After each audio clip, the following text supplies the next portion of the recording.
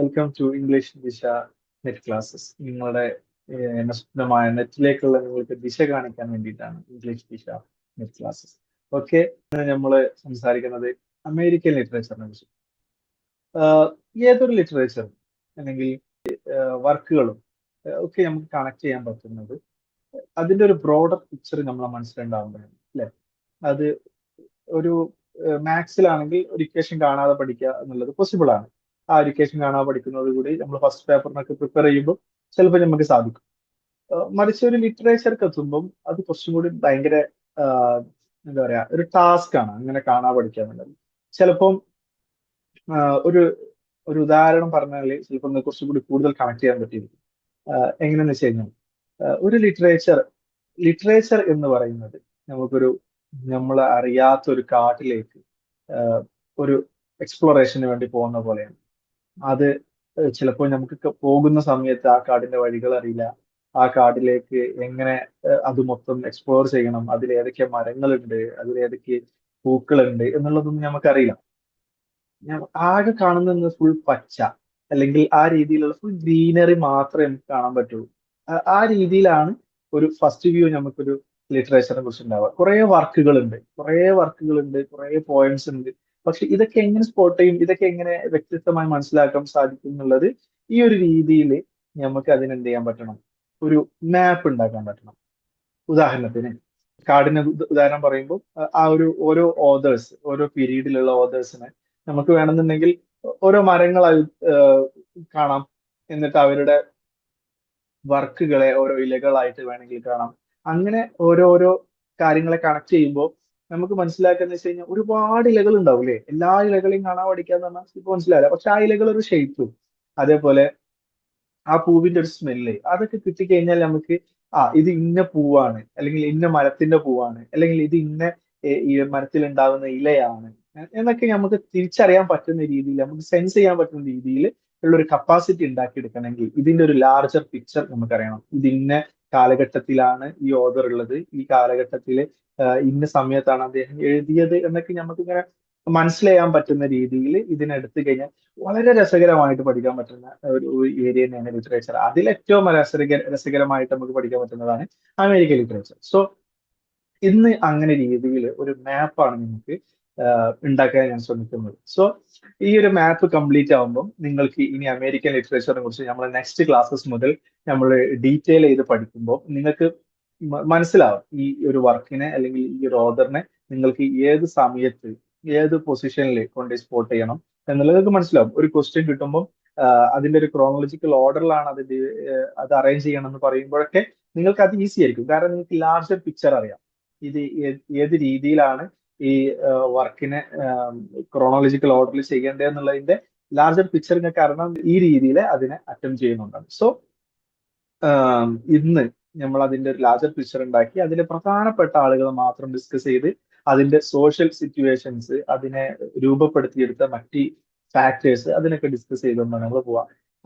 റോമിനെ കുറിച്ച് ഒരു പകല് കൊണ്ടോ അല്ലെങ്കിൽ ഒരു ദിവസം കൊണ്ടോ എന്തല്ല റോമൻ സൃഷ്ടിക്കപ്പെട്ടതല്ല. It's not an overnight process. ഒരു കംപ്ലീറ്റ്ലി ഒരു ഏജ് അല്ലെങ്കിൽ പ്രത്യേകപ്പെട്ട ഒരുപാട് കാലഘട്ടത്തിലൂടെയാണ് ഇന്ന് കാണുന്ന രീതിയിൽ ചിലപ്പം ഒരു ലിറ്ററേച്ചർ ഉണ്ടായിട്ടുണ്ടാവാം. നമുക്കറിയാം ഇന്ന് കാണുന്ന ഒരുപാട് ഇംഗ്ലീഷ് ഹോളിവുഡ് എന്ന് പറയുന്ന രീതിയിലൊക്കെ വന്നിട്ടുള്ള ഒരുപാട് കൾച്ചറൽ പ്രൊഡക്റ്റ് വരുന്നത് അമേരിക്കയിൽ നിന്നുണ്ട്. പക്ഷെ ഈ അമേരിക്കയിൽ 1492 കൊളംബസ് അങ്ങോട്ട് ഒരു എക്സ്പെഡിഷൻ നടത്തുന്ന സമയത്ത് അമേരിക്ക ഒരു പുതിയ ഒരു ഏരിയയാണ്, ഒരു vast region of empty places. അതാണ് അന്ന് അമേരിക്ക എന്ന് നമുക്ക് മനസ്സിലാക്കാൻ പറ്റും. ഒരു വർക്ക് ഉണ്ട് 1904 അത് പബ്ലിഷ് ചെയ്യുന്നെങ്കിൽ കൂടെ വർക്ക് സംസാരിക്കുന്നത് 1540 മുതൽ 1542 വരെയുള്ള ദ ജേർണി ഓഫ് കൊർണാഡോ എന്നുള്ള പറയുന്നുണ്ട്. അമേരിക്കയിലെ ആ സമയത്ത് ഉള്ള ഒരു എംപ്റ്റി വാസ്റ്റ് പ്ലേസസ്. അന്ന് അതേസമയം ലണ്ടനിലെയും യൂറോപ്പിലൊക്കെ അവസ്ഥ എന്ന് വെച്ചാൽ ഭയങ്കര സാന്ദ്രമായ, ഭയങ്കര പോപ്പുലേഷൻ, ജനസാന്ദ്രത കൂടിയിട്ടുള്ള ഒരു സിറ്റുവേഷനിൽ ഇത്രയും ഒരു എംപ്റ്റി പ്ലേസസ് ഉണ്ടാകുമ്പോൾ ജനങ്ങൾ എന്ത് ചെയ്യും, അങ്ങോട്ട് ജീവിക്കാനുള്ള ഒരു കൂടുതൽ ആക്സസ് ഉണ്ടാവാൻ വേണ്ടിയിട്ട് അങ്ങോട്ടേക്ക് മാറും. അങ്ങനെയാണ് എന്ത് ചെയ്യുന്നത്, ആദ്യ കാലഘട്ടത്തിൽ ഒരുപാട് ആളുകൾ വരുന്നത്. പക്ഷെ സ്വാഭാവികമായിട്ട് അമേരിക്കയുടെ ആദ്യ സ്റ്റേജ് ബ്രിട്ടീഷ് കൊളോണിയൽ പീരീഡ് തന്നെയായിരുന്നു. അതിനെക്കുറിച്ച് ഡീറ്റെയിൽ ആയിട്ട് നമുക്ക് പറയുമ്പോൾ അതിനു മുന്നേ ഈ രീതിയിൽ 6 മേജർ പീരീഡ്സ് ആയിട്ടാണ് നമ്മൾ എന്ത് ചെയ്തിട്ടുള്ളത്, അമേരിക്കൻ ലിറ്ററേച്ചറിന് ഡിവൈഡ് ചെയ്യാൻ ശ്രമിച്ചിട്ടുള്ളത്. 6 പീരീഡ്സ് എന്ന് പറയുമ്പോൾ ആ കാലഘട്ടത്തിലുള്ള പ്രത്യേക, ചിലപ്പോൾ ഒരു ഇയർ പീരീഡ് ആയിരിക്കും, അല്ലാന്നുണ്ടെങ്കിൽ ആ സമയത്ത് വന്നിട്ടുള്ള പ്രത്യേക ഒരു മൂവ്മെന്റുകളെ കുറിച്ചിട്ടായിരിക്കും, അല്ല ഇൻഫ്ലുവൻഷ്യൽ ആയിട്ടുള്ള എന്തെങ്കിലും സോഷ്യൽ സിറ്റുവേഷൻസിനായിരിക്കും. ഇങ്ങനെയൊക്കെ ഇൻഫ്ലുവൻസ് ചെയ്തിട്ടുള്ള പല ഘടകങ്ങളെ അടിസ്ഥാനപ്പെടുത്തിയിട്ടാണ് നമ്മൾ ഈ 6 രീതിയിലുള്ള ഒരു പീരീഡ്സ് ആയി ഇതിനെ ഡിവൈഡ് ചെയ്തിട്ടുള്ളത്. ഓക്കെ, ഫസ്റ്റ്ലി നേരത്തെ പറഞ്ഞ പോലെ ഒരു കൊളംബസിന്റെ ജേണി നമുക്ക് മനസ്സിലാക്കാൻ വേണ്ടിയിട്ടാണ് ഞാൻ ഈ മാപ്പ് കൊടുത്തിട്ടുള്ളത്. ഈ ഒരു ഏരിയ ആണ് നിങ്ങൾ കാണുന്നുണ്ടല്ലോ, ഈ മോസി മൂവ് ചെയ്യുന്ന ഈ ഒരു ഏരിയ ആണ് ഇംഗ്ലണ്ട്. ഓക്കെ, ഈ ഒരു യൂറോപ്പ്. സോ ഈ ഒരു ഏരിയയിൽ നിന്ന് കൊളംബസ് ഇന്ത്യ കണ്ടെത്താൻ വേണ്ടിയിട്ട് ഇന്ത്യയിലേക്ക് ഒരു ഡയറക്റ്റ്, അന്ന് ഇന്ത്യ എന്ന് പറയുന്നത് അതിന് റിച്ച്, എന്താ പറയാ, ഒരു വാസ്റ്റ് കൊമേഴ്ഷ്യൽ ട്രേഡിന്റെ ഒരു സാധ്യത കണ്ടിട്ടാണ് കൊളംബസ് ഒരു ഡയറക്റ്റ് റൂട്ട് ഇന്ത്യയിലേക്ക് എന്നുള്ള ഉദ്ദേശത്തിന് ഈ ഭാഗത്തു നിന്ന് വരുന്നത്. ആദ്യം അദ്ദേഹം എത്തുന്നത് കരീബിയൻ ഐലൻഡിലാണ്. അതുകൊണ്ടാണ് അവിടെ വെസ്റ്റ് ഇൻഡീസ്, അദ്ദേഹം പക്ഷെ തെറ്റിദ്ധരിക്കുകയാണ്, അത് ഇന്ത്യൻ കോണ്ടിനെന്റിന്റെ വെസ്റ്റ് ഏരിയ ആണെന്ന് തെറ്റിദ്ധരിച്ച് വെസ്റ്റ് ഇൻഡീസ് എന്ന് വിളിക്കുന്നത്. സോ ഏതായാലും ആ ഒരു അദ്ദേഹത്തിന്റെ ഉദ്ദേശം, അദ്ദേഹത്തിന്റെ ജീവിതകാലത്തിൽ ഒരിക്കലും ഇന്ത്യയിലേക്ക് ഒരു ഡയറക്റ്റ് റൂട്ട് അതിന് കാണാൻ പറ്റിയിട്ടില്ല. അതിന്റെ ഒരുപാട് അദ്ദേഹത്തിന്റെ ജീവിതകാര്യങ്ങളൊക്കെ വേറെ ഒരു ഡിസ്കഷൻ ഏരിയ ആയതുകൊണ്ട് കൂടുതൽ ഡീറ്റെയിൽ ആയിട്ട് പറയണില്ല. സോ 1492 ഈ ഒരു യാത്രക്ക് വേണ്ടിയിട്ട് അദ്ദേഹം വരുന്ന പോർച്ചുഗലിനാരനാണ് കൊളംബസ്. സോ അദ്ദേഹം വരികയും അങ്ങനെയാണ് അദ്ദേഹം വഴിതെറ്റി അമേരിക്കയിലേക്ക് എത്തുകയും അങ്ങനെ അദ്ദേഹം റെഡ് ഇന്ത്യൻസ് എന്നുള്ള രീതിയിൽ അവിടുത്തെ അമേരിക്കൻ ഇൻഹാബിറ്റൻസിനെ, അവിടുത്തെ നാറ്റീവ്സിനെ അദ്ദേഹം അഡ്രസ് ചെയ്തതൊക്കെ ഈ ഒരു രീതിയിലാണ്. സോ ഒരു ഇന്ത്യയിലേക്ക് വരാൻ ഉദ്ദേശിച്ച് അമേരിക്കയിൽ എത്തുകയും മറ്റൊരു കൾച്ചറിന്, മറ്റൊരു എന്താ പറയാ ലാൻഡ്സ്കേപ്പ്, ഒരു കോണ്ടിനെന്റിന്റെ കണ്ടെത്തലിലേക്കും ഒക്കെ എത്തിച്ചേരുന്നത് ഇങ്ങനെയാണ്. സോ നമ്മൾ സംസാരിക്കുന്നതിന്റെ നെക്സ്റ്റ് സ്റ്റേജ് എത്തുമ്പോൾ അന്ന് അങ്ങനെ ഒരു കണ്ടെത്തൽ ഈ ഒരു പ്ലേസ് നടത്തിയിട്ടുണ്ടെങ്കിൽ കൂടെ അതിന് ഭയങ്കരമായ ഒരു സാധ്യത ഉണ്ടാവുന്നത് ഈ മെയ്ഫ്ലവർ എന്നുള്ള ഈ ഒരു ചരക്ക് കപ്പൽ, ക്രൂസ് അല്ല, ഒരു യഥാർത്ഥത്തിൽ ഒരു യാത്രാ കപ്പലല്ല ആയിരുന്നില്ല അത്. അതിലെ മിഷണറി പ്രവർത്തനങ്ങളുമായിട്ട് വരുന്ന 100-ലധികം വരുന്ന പ്രീസ്റ്റിനെ ഇംഗ്ലണ്ടിന്റെ പ്ലേമൗത്തിൽ നിന്ന് അമേരിക്കയിലേക്ക് പോകുന്നത് കൂടിയാണ് ഇതിന്റെ ഒരു മറ്റൊരു സ്റ്റേജിലേക്ക് ഇത് കടക്കുന്നത്.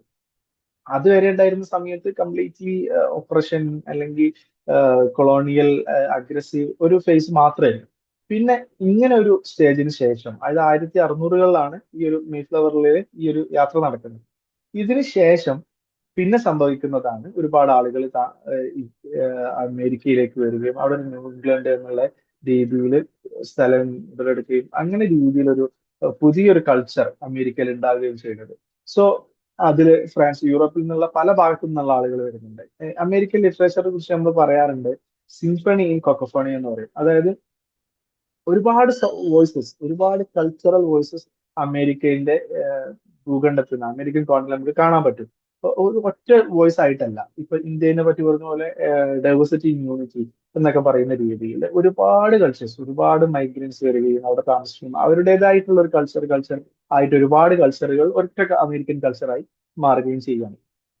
സോ ഈ ഒരു യാത്രയാണ് അമേരിക്കൻ ഒരു പുതിയ ഫേസ് ഉണ്ടാവുകയും ഈ യാത്രയ്ക്ക് ശേഷമാണ്. ഓക്കെ, ഇനി നമുക്ക് ഓരോ പർട്ടിക്കുലർ ഏജസ് അല്ലെങ്കിൽ പീരീഡ്സിനെ കുറിച്ച് ചർച്ച ചെയ്യുമ്പോൾ ആദ്യമായിട്ട് വരുന്നത് പ്രീ കൊളോണിയൽ ഇറയാണ്. നമ്മളിപ്പോ ഇത്രയും പറഞ്ഞ സാഹചര്യങ്ങൾ എനിക്ക് മനസ്സിലാവുന്നുണ്ടല്ലോ അല്ലെ. ഇങ്ങനെ ഒരു സിറ്റുവേഷനിൽ ആദ്യം ഒരു കമ്മ്യൂണിറ്റിയിലെ ഫസ്റ്റ് ഒരു പ്രീ കൊളോണിയൽ ഇറ ഉണ്ടാകും, അവരുടേതായിട്ടുള്ള സ്വന്തമായിട്ടുള്ള ഒരു സമയം. ആ സമയത്ത് നടക്കുന്നത് നേറ്റീവ് അവരുടെ ആളുകളുടെ അവരുടേതായിട്ടുള്ള ഒരു കൾച്ചറൽ എക്സ്പ്ലോറേഷൻ ആയിരിക്കും. നമുക്കിവിടെ മഹാഭാരതം, രാമായണം, അതേപോലെ ഐതിഹ്യമാലകൾ എന്നുള്ള രീതിയിലുള്ള ഒരുപാട് കൾച്ചറൽ മിത്തൊക്കെ നമ്മുടെ നാട്ടിലുണ്ടായിരുന്നു. അതേപോലെ അമേരിക്കൻ നേറ്റീവ്സിന് അവരുടെ ഇടയിൽ ഉണ്ടായിരുന്ന ഒരു പ്രധാനപ്പെട്ട മിത്തായിരുന്നു the great hare myths of the Algonquians. Okay, the great hare myths of the Algonquians. ഈ ഒരു അതിനെ ഡീറ്റെയിൽ ആയിട്ട് കൂടുതൽ പോകേണ്ട ആവശ്യമൊന്നുമില്ല, നെറ്റിന്റെ പെർസ്പെക്റ്റീവിൽ അതിനെ കൂടുതൽ ക്വസ്റ്റ്യൻസോ മറ്റു കാര്യങ്ങളും കണ്ടിട്ടില്ല. പക്ഷെ ആ ഒരു ബ്രോഡർ ആസ്പെക്ട് മനസ്സിലാക്കാൻ വേണ്ടിയിട്ട് ഉൾപ്പെടുത്തുന്നു.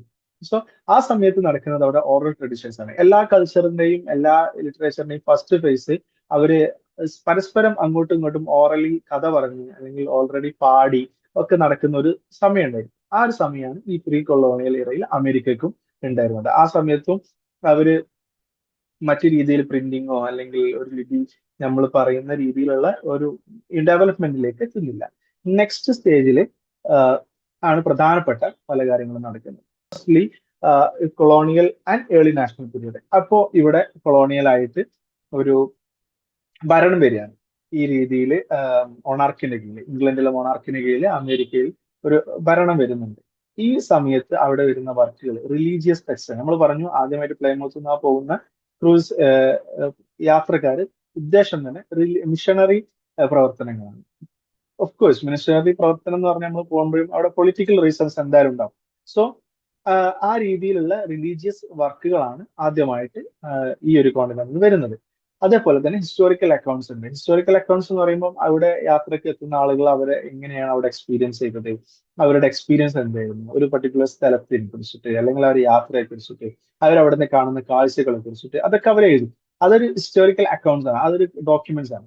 അതായിരുന്നു മറ്റൊരു വർക്ക്.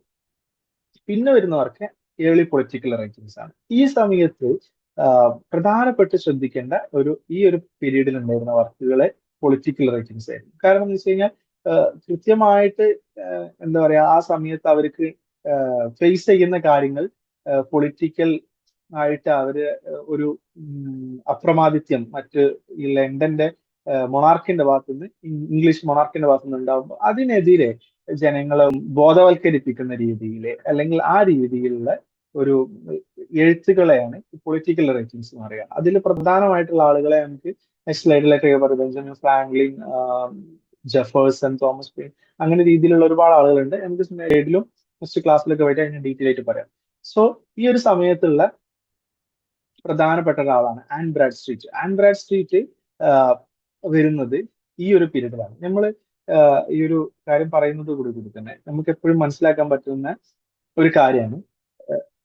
നെക്സ്റ്റ് ക്വസ്റ്റ്യൻസ് മിക്കവാറും ചിലപ്പോൾ കുറച്ച് ആളുകൾ കൊടുക്കും, എന്നിട്ട് അവരെ ക്രോണോളജിക്കൽ ഓർഡറിൽ അറേഞ്ച് ചെയ്യാൻ പറ്റും. അപ്പോൾ ഈ ഒരു വ്യക്തിയെ കുറിച്ച് നമുക്ക് ആൻ ബ്രാഡ് സ്ട്രീറ്റ് എന്നുള്ള ഒരു വ്യക്തിയെ ഈ ക്വസ്റ്റ്യൻ ഉണ്ടെങ്കിൽ നമുക്ക് മനസ്സിലാക്കാൻ പറ്റണം, ഓക്കെ ഇയാൾ കൊളോണിയൽ ഏർലി നാഷണൽ പീരീഡിൽ വന്നതാണ് എന്നുള്ളത് മനസ്സിലാക്കണം. കാരണം ഈ പർട്ടിക്കുലർ ഏരിയയിലുള്ളൊക്കെ ക്വസ്റ്റ്യൻസ് അത്ര ഡീറ്റെയിൽ ആയിട്ട് വർക്കിനെ കുറിച്ചായിരിക്കില്ല. കാരണം ആ ഒരു വർക്കിന്റെ ആ ഒരു ആസ്പെക്റ്റിൽ അത് ഡിസ്കസ് ചെയ്യപ്പെട്ടിട്ടുണ്ട്. സോ ഇപ്പോ അതിന്റെ സാധ്യത ഇവരുടെ ഒരു ക്രൊണോളജിക്കൽ ഓർഡർ, ഇവരുടെ ഏത് സമയത്താണ് ഈ വർക്ക് വരുന്നത് എന്നുള്ളതിന്റെയൊക്കെ അത്തരത്തിലുള്ള ഏരിയയിലാണ് ഇത്തരത്തിലുള്ള പ്രധാനപ്പെട്ട ഇമ്പോർട്ടൻസ് ശ്രദ്ധിക്കേണ്ട കാര്യം. സോ ആൻ ബ്രാഡ് സ്ട്രീറ്റ് എന്നുള്ളത് ഈ കൊളോണിയൽ പീരീഡിൽ, ഏർലി നാഷണൽ പീരീഡിലാണ് വർക്ക് വരുന്നത്. അദ്ദേഹത്തിന്റെ വർക്ക് 1650 പബ്ലിഷ് ചെയ്യുന്നത്. The tenth news lately sprang up in America എന്നുള്ളതാണ് അദ്ദേഹത്തിന്റെ ഒരു വർക്ക്. സോ ചിലപ്പോൾ അത് അറേഞ്ച് ചെയ്യാനായിരിക്കും, ഇപ്പുറത്തെ വർക്ക് തന്നിട്ട് ഇപ്പുറത്തെ ഓർഡർ കൊടുത്തിട്ട് അങ്ങനെ അറേഞ്ച് ചെയ്യാനായിരിക്കും, അല്ലെങ്കിൽ ക്രോണോളജിക്കൽ ഓർഡറിലായിരിക്കും. എങ്ങനെയായാലും അത് മനസ്സിലാക്കാം. പിന്നെ a sermon preached at the execution of Moses Paul എന്നുള്ള ഒരു വർക്ക് ഉണ്ട്. First native American work English എന്നാണ് ഈ വർക്കിനെ കൺസിഡർ ചെയ്യുന്നത്. സോ അത് എഴുതിയിട്ടുള്ളത് സാംസൺ ഒക്കോം എന്നുള്ള ഒരു മൊഹിഗൻ ട്രൈബാണ്. അത് നാറ്റീവ് ആണ്, അത് അവിടുത്തെ അമേരിക്കൻ ആണ്. അദ്ദേഹം ഇംഗ്ലീഷ് ഭാഷയിൽ, അവിടുത്തെ ഒരു അമേരിക്കൻ നേറ്റീവ് ഇംഗ്ലീഷ് ഭാഷയിൽ എഴുതുന്ന ആദ്യത്തെ വർക്കാണ് a sermon preached at the execution of Moses Paul എന്നുള്ളത്. അത് വരുന്നത് 1771. സോ ഈ ഒരു വർക്കുകളെ കുറിച്ചിട്ട് മനസ്സിലാക്കുന്നതോടെ കൂടി തന്നെ ഈ വർക്കുകളുടെ ഇയർ ശ്രദ്ധിച്ചാൽ നമുക്ക് മനസ്സിലാക്കും. ഏർലി പീരീഡ്സ് വർക്കുകൾ തന്നെ വരുന്നത് 1770. 1770 എന്നൊക്കെ പറയുമ്പോൾ ആ സമയത്ത് ഇംഗ്ലണ്ടിൽ റൊമാൻറ്റിക് പീരീഡ് ആണ്. ഓക്കെ, സോ ആ ഒരു വ്യത്യാസം, രണ്ട് കോണ്ടിനെന്റിലും നടക്കുന്ന വ്യത്യാസം, ലിറ്ററേച്ചർ വ്യത്യാസം നമ്മളൊന്ന് ഇതിന്റെ കൂടെ വായിക്കാൻ പറ്റണം. So next one, revolutionary period. Revolutionary period എന്ന് പറഞ്ഞാൽ ഈ ഒരു ഏർലി നാഷണൽ പീരീഡിൽ തന്നെ സംഭവിക്കുന്ന ഒരു പർട്ടിക്കുലർ സോഷ്യൽ സിറ്റുവേഷൻ പീരീഡ്. അതായത് നമ്മൾ അറിയാലോ കൊളോണിയൽ പീരീഡ് ആണ്. കൊളോണിയൽ പീരീഡിനെതിരെ ഏത് നാട്ടിലും മറ്റൊരു പുറത്തുനിന്നൊരു ശക്തി വന്ന് അവരെ കൂടുതൽ കാലം ഭരിക്കുമ്പോൾ പിന്നെ ഒരു റെസിസ്റ്റൻസ് ഉണ്ടാവും. ആയിട്ട് ആ സമയത്ത് വന്നിട്ടുള്ള വർക്കുകളൊക്കെ, പൊളിറ്റിക്കൽ വർക്കുകളൊക്കെ ഈ രീതിയിൽ പിന്നീട് അമേരിക്കൻ ഒരു സ്വഭാവം അല്ലെങ്കിൽ അമേരിക്കന്റെ ഒരു കൾച്ചർ രൂപപ്പെടുത്തുന്നതിൽ ഭയങ്കരമായിട്ട് ഇൻഫ്ലുവൻസ് ആയിട്ടുണ്ട്. അതിൽ വളരെ പ്രധാനപ്പെട്ട ഒരാളാണ് ബെഞ്ചമിൻ ഫ്രാങ്ക്ലിൻ. അദ്ദേഹത്തിന്റെ വർക്കുകൾ ഒക്കെ നമുക്ക് നെക്സ്റ്റ് ക്ലാസ്സിൽ പറയാം. ബയോഗ്രഫി ഓഫ് ബെഞ്ചമിൻ ഫ്രാങ്ക്ലിൻ എന്നുള്ള 1793 പബ്ലിഷ് ചെയ്ത അദ്ദേഹത്തിന്റെ ആ വർക്കൊക്കെ വളരെ പ്രധാനമാണ്. പിന്നെ ഇവിടെ തന്നെ മെൻഷൻ ചെയ്തിട്ടുള്ള പുവർ റിച്ചാർഡ്സ് അൽമനാക് 1732, അതും അദ്ദേഹത്തിന്റെ വളരെ പ്രധാനപ്പെട്ട വർക്കുകൾ എന്നാണ്. ഈ ഡിക്ലറേഷൻ ഓഫ് ഇൻഡിപെൻഡൻസ് എന്നുള്ള കമ്മിറ്റി, അവരുടെ ഈ കമ്മിറ്റിയിലെ ഒരു പ്രധാനപ്പെട്ട അംഗമായിരുന്നു ബെഞ്ചമിൻ ഫ്രാങ്ക്ലിൻ. ഈ അമേരിക്കൻ ഡ്രീം എന്ന് പറയുന്ന രീതിയിൽ ഒരു കൺസെപ്റ്റ് ഉണ്ട്, നമുക്ക് നിങ്ങൾ കേട്ടിട്ടുണ്ടാവുന്ന അറിയാം. എങ്കിൽ കൂടെ ഒന്ന് പറയണം. അതായത് ഒരു വ്യക്തി, ഒരു പേഴ്സൺ, അദ്ദേഹം എന്താവണം എന്ന് വിചാരിച്ചാൽ അദ്ദേഹം അതാവാൻ വില്ലിങ് ആണെങ്കിൽ, അദ്ദേഹത്തിന് അതിനു വേണ്ടി വർക്ക് ചെയ്യാൻ തയ്യാറാണെങ്കിൽ അദ്ദേഹത്തിന് അമേരിക്കയിൽ അത് എത്തിച്ചേരാൻ പറ്റും. അത് പോസിബിലിറ്റി, ആ സാധ്യതകൾ, ഏതൊരു അറ്റം വരെയും പോകാൻ പറ്റുന്ന സാധ്യതകൾ അമേരിക്കയിൽ ഉണ്ട് എന്നുള്ള കൺസെപ്റ്റ് കൊണ്ടുവന്നതിൽ ഒരു പ്രധാനപ്പെട്ട ഒരാളാണ് Benjamin Franklin. A self made hero എന്നുള്ള രീതിയിലൊക്കെ എന്താ പറയാ, അമേരിക്കൻ ഡ്രീമിന്റെ ഒരു ഫസ്റ്റ് സ്റ്റേജസ് ബെഞ്ചമിൻ ഫ്രാങ്ക്ലിന്റെ എഴുത്തുകളിൽ നിന്നാണ് വന്നത്. പിന്നെ വുമൻസ് റൈറ്റിംഗ്, അതേപോലെ സ്ലേവുകളുടെ ഫ്രീഡം, ഇതിനൊക്കെ വേണ്ടിയിട്ടുള്ള അദ്ദേഹത്തിന്റെ വർക്കുകളൊക്കെ ഉണ്ട്, നമുക്ക് ഡിസ്കസ് ചെയ്യും. സോ തോമസ് പെയിൻ ആണ് മറ്റൊരു ഫാക്ടർ. തോമസ് പെയിൻ എന്റെ കോമൺ സെൻസ് എന്നുള്ളത് 1776 വന്നിട്ടുള്ള കോമൺ സെൻസ് ആണ്. എൻലൈറ്റ്മെന്റ് പീരീഡിന്റെ ഒരു ഫസ്റ്റ് സ്റ്റേജിൽ വന്നിട്ടുള്ള വർക്ക്. ആദ്യ കാലഘട്ടത്തിൽ വരുന്നത് ഈ റിലീജിയസ് ടെക്സ്റ്റിന്റെ സമയത്തൊക്കെ വരുന്നത് പ്യൂരിറ്റൻ പീരീഡ് ആയിരുന്നു. അത് വർക്കുകളൊക്കെ കംപ്ലീറ്റ്ലി ഗോഡ്സ് വിൽ, അതേപോലെ റിലീജിയസ് ആയിട്ട്, ഞാൻ ഇവിടെ എത്തിയിട്ടുള്ളത് ഗോഡ്സിന്റെ ദൈവത്തിന്റെ നിശ്ചയം എന്നുള്ള രീതിയിലൊക്കെ പറയപ്പെടുന്ന രീതിയിൽ പ്യൂരിറ്റൻ പീരീഡ് ഉണ്ടല്ലോ, ആ സമയമാണ് ആദ്യം വരുന്നത്. പിന്നെയാണ് എൻലൈറ്റ്മെന്റ് പീരീഡ് വരുന്നത്. എൻലൈറ്റ്മെന്റ് പീരീഡിന് പ്രധാനപ്പെട്ട ഒരു ഫാക്ടർ എന്ന് പറയുന്നത് റീസൺസ്, കോമൺ സെൻസ് എന്നുള്ള രീതിയിൽ നമുക്ക് എങ്ങനെയാണ് കാര്യങ്ങളെ ചിന്തിക്കാൻ പറ്റുന്നത്, അനലൈസ് ചെയ്യാൻ പറ്റുന്നത്, ആ രീതിയിലാണ് കാര്യങ്ങൾ എന്നുള്ള രീതിയിലുള്ള റീസൺ പീരീഡ് അല്ലെങ്കിൽ എൻലൈറ്റ്മെന്റ് പീരീഡ് ആയിട്ട് ഈ ഒരു സമയത്ത് വരുന്നതിൽ പ്രധാനപ്പെട്ട വർക്കുകൾ വന്നത് തോമസ് പെയിന്റ് ആണ്. പിന്നെ തോമസ് ജെഫേഴ്സൺ, അദ്ദേഹത്തിന്റെ ഇവിടെ മെൻഷൻ ചെയ്ത പോലെ തന്നെ ഡിക്ലറേഷൻ ഓഫ് ഇൻഡിപെൻഡൻസ് എന്നുള്ള 1776 അദ്ദേഹത്തിന്റെ വർക്ക്, ഈ ഡ്രാഫ്റ്റിംഗ് കമ്മിറ്റി ഇതിലുള്ള ഒരു പ്രധാനപ്പെട്ട വ്യക്തിയാണ് തോമസ് ജെഫേഴ്സൺ. ഇത് ഡിക്ലറേഷൻ ഓഫ് ഇൻഡിപെൻഡൻസ് എന്നുള്ള ഡ്രാഫ്റ്റിംഗ് കമ്മിറ്റിയിലെ പ്രധാനപ്പെട്ട അംഗമായിരുന്നു ബെഞ്ചമിൻ ഫ്രാങ്ക്ലിനെ പോലെ തന്നെ തോമസ് ജെഫേഴ്സൺ. സോ ഇതൊക്കെയാണ് അന്നത്തെ ആ സമയത്തുള്ള പ്രധാനപ്പെട്ട പൊളിറ്റിക്കൽ റൈറ്റേഴ്സ്. അവരൊക്കെയാണ് അമേരിക്കൻ ഈ രീതിയിലെ കൾച്ചർ രൂപപ്പെടുത്തുന്നതിലുള്ള ഒരുപാട് വർക്കുകൾ വന്നിട്ടുള്ളത് ഇവരുടെ അടുത്തു നിന്നാണ്.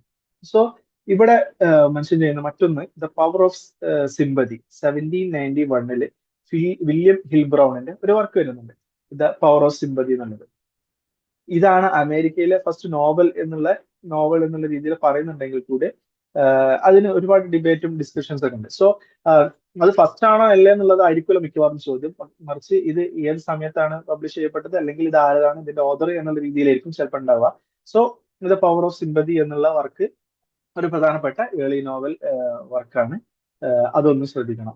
ദെൻ നമ്മൾ പോകുമ്പോൾ ഈ ഒരു പീരീഡിൽ നിന്ന് നെക്സ്റ്റ് പീരീഡിലേക്ക് പോവാണ്. ഈ ഒരു സമയത്ത് നമുക്ക് ഇപ്പൊ ഈ പറയപ്പെട്ട രീതിയിലൊക്കെ അമേരിക്കൻ കൾച്ചർ രൂപപ്പെടുകയും ഈ രീതിയിൽ ഒരു ഫസ്റ്റ്ലി നമ്മൾ എന്താ ചെയ്യുക, നമ്മൾ എതിർത്ത് നിൽക്കുന്ന ശബ്ദങ്ങൾ, നമുക്ക് സ്വാതന്ത്ര്യത്തിന് വേണ്ടിയിട്ടായിരിക്കും നമ്മൾ എപ്പോഴും നിലനിൽക്കാൻ വേണ്ടിയിട്ടായിരിക്കും ആദ്യം നമ്മൾ മുന്നോട്ട് വരിക.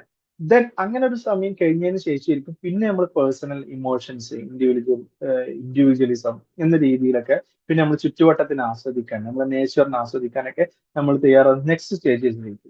സോ ഇവിടെയും അത് തന്നെയാണ്.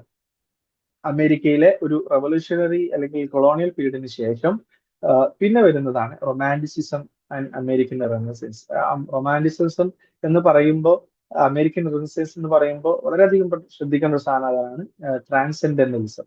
ഓക്കെ, അതിലെ വളരെ പ്രധാനപ്പെട്ട വ്യക്തികളാണ് റാൽഫ് വാൽഡോ എമേഴ്സൺ, ഹെൻറി ഡേവിഡ് തോറ. ഈ ലിറ്റററി ക്രിറ്റിസിസത്തിലൊക്കെ അല്ലെങ്കിൽ വർക്കുകളെ ക്രിറ്റിസൈസ് ചെയ്യുന്നതിലൊക്കെ വളരെയധികം അദ്ദേഹത്തിന്റെ പ്രധാനപ്പെട്ട വർക്കുകൾ വന്നിട്ടുള്ളതാണ് റാൽഫ് വാൽഡോ എമേഴ്സന്റെ. അതേപോലെ ഹെൻറി ഡേവിഡ് തോറന്റെ ഒക്കെ വർക്കുകളെ സ്പിരിച്വാലിറ്റി, സെൽഫ് റിലയൻസ് ഒക്കെ കൂടുതൽ സംസാരിക്കുന്നതിൽ, കൂടുതൽ ജനങ്ങളിലേക്ക് എത്തിക്കുന്നതിലൊക്കെ ഇവരുടെ വർക്കുകൾ ഭയങ്കരമായിട്ട് ഇൻഫ്ലുവൻസ് ചെയ്തിട്ടുണ്ട്. സോ നെക്സ്റ്റ് വരുന്നത് കൊളോണിയൽ പീരീഡിന്റെ സമയത്ത് ഒരുപാട് അമേരിക്കയിലേക്ക് എത്തപ്പെട്ടിട്ടുള്ള ആഫ്രിക്കൻ അല്ലാന്നുണ്ടെങ്കിൽ ബ്ലാക്ക് പീപ്പിൾസ് ഉണ്ടായിരിക്കും. സോ ഇവരെ ആ സമയത്ത് കൊളോണിയൽ പീരീഡിന് റെവല്യൂഷണറി പീരീഡിന് ശേഷവും അമേരിക്കയിൽ അവര് സ്ലേവ് തന്നെയായിരുന്നു. മൊണാർക്ക് ഇല്ലെങ്കിൽ കൂടെ ഈ ഒരു രീതിയിൽ അവരെന്താണ് ഈ വൈറ്റ് പീപ്പിൾസിന്റെ കീഴിൽ ഒപ്രസ്ഡ് ആയിട്ട് അവരെ ഭരിക്കുന്ന രീതിയിൽ അവരുടെ പ്രൈമറി റൈറ്റ്സിനെ കൂടി കൺസിഡർ ചെയ്യാത്ത രീതിയിലാണ് അവരുടെ ലൈഫ് അവിടെ ഉണ്ടായിരുന്നത്. ആ സമയത്താണ് അവർ ഇല്ലാതെയാക്കണം എന്നുള്ള രീതിയിലുള്ള ഒരുപാട് വോയിസസ് വരുന്നത്. അതിലെ പ്രധാനപ്പെട്ട ഒരു വ്യക്തിയാണ് വില്യം ലോർഡ് ഗാരിസൺ. അദ്ദേഹമാണ് American anti slavery society in 1833 രൂപീകരിക്കുന്നത്. അദ്ദേഹത്തിന്റെ പ്രധാനപ്പെട്ട ഈ ഒരു സൊസൈറ്റിന്റെ ഭാഗമായിട്ട് രൂപീകരിക്കപ്പെട്ട ഒരു ന്യൂസ് പേപ്പറാണ് ദ ലിബറേറ്റർ. ലിബറേറ്റർ എന്ന് പറയുമ്പോൾ ലിബർട്ടി നമുക്കറിയാം, സ്വതന്ത്രം. അപ്പോൾ ഈ ലിബറേറ്റർ എന്നുള്ള അദ്ദേഹത്തിന്റെ ന്യൂസ് പേപ്പറിലൂടെ അദ്ദേഹം ഭയങ്കരമായിട്ട് സ്ലേവറിയെ ഒപ്പോസ് ചെയ്തുകൊണ്ടുള്ള അദ്ദേഹത്തിന്റെ വർക്കുകൾ, അദ്ദേഹത്തിന്റെ എഴുത്തുകളൊക്കെ അദ്ദേഹം ഒരു പ്രൊപ്പഗണ്ട പോലെ സ്പ്രെഡ് ചെയ്തു, ഷെയർ ചെയ്തു. സോ അദ്ദേഹത്തിന്റെ വില്യം ലോർഡ് ഗാരിസന്റെ ദ ലിബറേറ്റർ എന്നുള്ള വർക്ക് വളരെ പ്രധാനപ്പെട്ട ഒരു സോഷ്യൽ മൂവ്മെന്റിന്റെ ഭാഗമായിട്ട് വന്ന ഒരു വർക്കാണ് ദ ലിബറേറ്റർ എന്നുള്ളത്.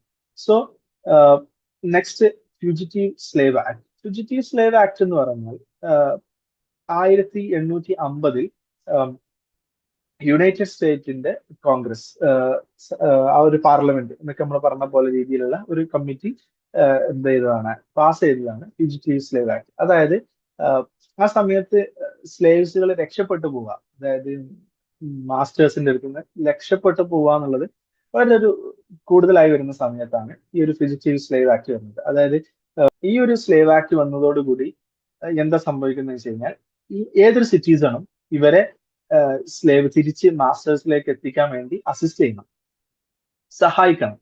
അതേപോലെ തന്നെ സ്ലേവ് ഹണ്ടേഴ്സ് എന്ന് പറഞ്ഞിട്ടുള്ള പ്രൊഫഷണൽ സ്ലേവ് ഹണ്ടേഴ്സ് ഉണ്ടാവും. നമ്മളെ ഇവരെ പിന്നാലെ ഓടി പിടിക്കാൻ വേണ്ടിയിട്ട് പ്രൊഫഷണൽ ആയിട്ടുള്ള സ്ലേവ് ഹണ്ടേഴ്സ് ഉണ്ടാവും മാസ്റ്റേഴ്സിന്റെ കീഴിൽ ഏതൊരു ഫാമിലൊക്കെ. ഹാരിയറ്റ് ബീച്ചർ സ്റ്റോന്റെ അങ്കിൾ സ്റ്റോം ക്യാമ്പിൽ നമ്മൾ അതിന്റെ സമ്മറിയും അതിന്റെ കാര്യം ഡീറ്റെയിൽ ചെയ്യുമ്പോൾ നിങ്ങൾക്ക് എന്താണ് സ്ലേവ് ഹണ്ടർ എന്നുള്ളത് മനസ്സിലാകും. ഒരു ഓടിപ്പോയ സ്ലേവിനെ പിന്നാലെ കൂടി അവരെ തിരിച്ചു കൊണ്ടുവന്ന് അവരെ പിടിച്ച് മാസ്റ്റേഴ്സിനെ തിരിച്ചേൽപ്പിക്കാൻ വേണ്ടിയിട്ടുള്ള ഒരു പ്രൊഫഷണൽ ആയിട്ടുള്ള ആളുകളാണ് സ്ലേവ് ഹണ്ടേഴ്സ് എന്ന് പറയുന്നത്. അത് ചിലപ്പം ഓരോ മാസ്റ്റേഴ്സിന് കീഴിൽ തന്നെ അവർ അങ്ങനത്തെ ആളുകൾ ഉണ്ടാകും, അല്ലെങ്കിൽ പ്രൊഫഷണൽ ആയിട്ട് അവരെ റെന്റ് ചെയ്യാം ഒക്കെയാണ്. സോ അങ്ങനത്തെ ഒരു സിറ്റുവേഷൻ ആ സമയത്ത് ഉണ്ടായിരുന്നു. ഇത് ഭയങ്കരമായിട്ട് ജനങ്ങളുടെ ഇടയിൽ, രക്ഷപ്പെട്ടു പോകുന്ന ആളുകളുടെ ഇടയിൽ, സ്ലേവറിയെ ഓപ്പോസിറ്റ് ചെയ്യുന്ന ഇപ്പൊ വില്യം ലോർഡ് ഗാരിസൺ ഒക്കെ നമ്മൾ പറഞ്ഞല്ലോ, അതേപോലെയുള്ള ആളുകളുടെ ഇടയിൽ ഭയങ്കര ഡിസ്കഷൻ ഉണ്ടാക്കി. അതേപോലെ ഇതിനെതിരെ ഒരു പ്രൊട്ടസ്റ്റ് എന്ന രീതിയിലൊക്കെ വന്നു. ഈ സമയത്ത് വന്ന പ്രധാനപ്പെട്ട വർക്കാണ് ഫ്രെഡറിക് ഡഗ്ലസിന്റെ narrative of the life of Frederick Douglass. വളരെ പ്രധാനപ്പെട്ട ഒരു വർക്കാണ്, ഒരു പേഴ്സൺ ആണ് ഫ്രെഡറിക് ഡഗ്ലസ്. കാരണം അദ്ദേഹത്തിന്റെ ഈ വർക്ക് എന്ന് പറഞ്ഞാൽ പ്രൈമറി വർക്കുകളാണ്, സ്ലേവ് നെറേറ്റീവിൽ വന്നിട്ടുള്ള പ്രൈമറി വർക്കുകളാണ്. പിന്നെ ഹാരിയറ്റ് ബീച്ചർ സ്റ്റോസിന്റെ Uncle Tom's Cabin, best seller ഗണത്തിൽപ്പെടുത്താവുന്ന രീതിയിൽ വന്നൊരു വർക്കാണ് അങ്കിൾ ടോംസ് ക്യാബിൻ. അത് ഈ പുസ്തകത്തിന്റെ പ്രീതി അല്ലെങ്കിൽ അതിന്റെ ഒരു സ്വീകാര്യത എത്രത്തോളം ഉണ്ടെന്ന് കാണിക്കാൻ പറ്റുന്ന രീതിയിൽ ഒരു കഥ പറയുന്നത് എന്താണെന്ന് വെച്ച് കഴിഞ്ഞാൽ, എബ്രഹാം ലിങ്കൺ പ്രസിഡന്റ് ഈ ഹാരിയറ്റ് ബീച്ചർ സ്റ്റോനെ കണ്ട സമയത്ത്, ഇത് റിയൽ ആണെന്നല്ല കേട്ടോ, ഒരു കഥ ആയിട്ട് പറയാണ്, ചിലപ്പം സത്യമാവാം, ചിലപ്പം എന്താ പറയാ ഫേക്ക് ആവാം. സോ അങ്ങനെ പറയപ്പെടുന്നു. എന്താണെന്ന് വെച്ച് കഴിഞ്ഞാൽ ഹാരിയറ്റ് ബീച്ചർ സ്റ്റോവിനെ എബ്രഹാം ലിങ്കൺ കണ്ട സമയത്ത് ഇദ്ദേഹത്തോട് പറയുന്നുണ്ട്, ഈ നിങ്ങളുടെ പുസ്തകം കാരണമാണ് ഈ ഒരു ഭയങ്കരമായിട്ടുള്ള ഒരു സോഷ്യൽ ഇന്നോവേഷൻ അല്ലെങ്കിൽ ഈ ഒരു എമാൻസിപ്പേഷൻ പ്രൊക്ലമേഷൻ ആക്ടിലേക്കൊക്കെ പോവാൻ കാരണം ഈ പുസ്തകമാണ്, സിവിൽ വാറിലേക്ക് ജനങ്ങളെ പ്രേരിപ്പിച്ചതൊക്കെ അത്രയും ഒരു ഇൻഫ്ലുവൻഷ്യൽ ആയിട്ടുള്ള ഒരു ഫാക്ടറാണ് ഈ ബുക്ക് എന്നുള്ള രീതിയിൽ എബ്രഹാം ലിങ്കൺ അഭിപ്രായപ്പെട്ടു എന്ന് പറഞ്ഞിട്ടുള്ള ഒരു കാര്യം ഇങ്ങനെ പറഞ്ഞു കേൾക്കുന്നുണ്ട്. എത്രത്തോളം ഭയങ്കരമായിട്ട് ഇൻഫ്ലുവൻസ് ഉണ്ടാക്കി ഈ പുസ്തകം എന്നുള്ളതാണ് സത്യാവസ്ഥ. ഓക്കെ, അമേരിക്കൻ സിവിൽ വാർ. സോ നമ്മളിപ്പോ ഈ പറഞ്ഞ പോലെ രീതിയിൽ ഉള്ള ഒരു സിറ്റുവേഷൻ ആയിരുന്നു. സ്ലേവറി കൊളോണിയൽ പീരീഡിന് ശേഷമാണെങ്കിലും സ്ലേവറി ഭയങ്കരമായിട്ട് അമേരിക്കയിൽ ഈ ആളുകളെ ഒപ്രസ് ചെയ്തുകൊണ്ടിരിക്കുന്ന സമയത്ത് ഈ ഒരു രീതിയിൽ 4-year വാർ എങ്ങനെ United States and 11 southern state from the union and formed the Confederate States of America. ഈ ഇപ്പൊ നമ്മൾ പറയാ യുണൈറ്റഡ് സ്റ്റേറ്റ്സ് ഓഫ് അമേരിക്ക എന്നാണ് അല്ലെ. പക്ഷെ ആ സമയത്ത് കോൺഫെഡറേറ്റ് സ്റ്റേറ്റ് ഓഫ് അമേരിക്ക എന്ന് പറഞ്ഞിട്ടുള്ള വേറൊരു രീതിയിലുള്ള ഓർഗനൈസേഷൻ അല്ലെങ്കിൽ മറ്റു രീതിയിലുള്ള സ്റ്റേറ്റുകളെ കൂട്ടുപിടിച്ചിട്ടുള്ള ഒരു ഫോർമേഷൻ ഉണ്ടായിരുന്നു.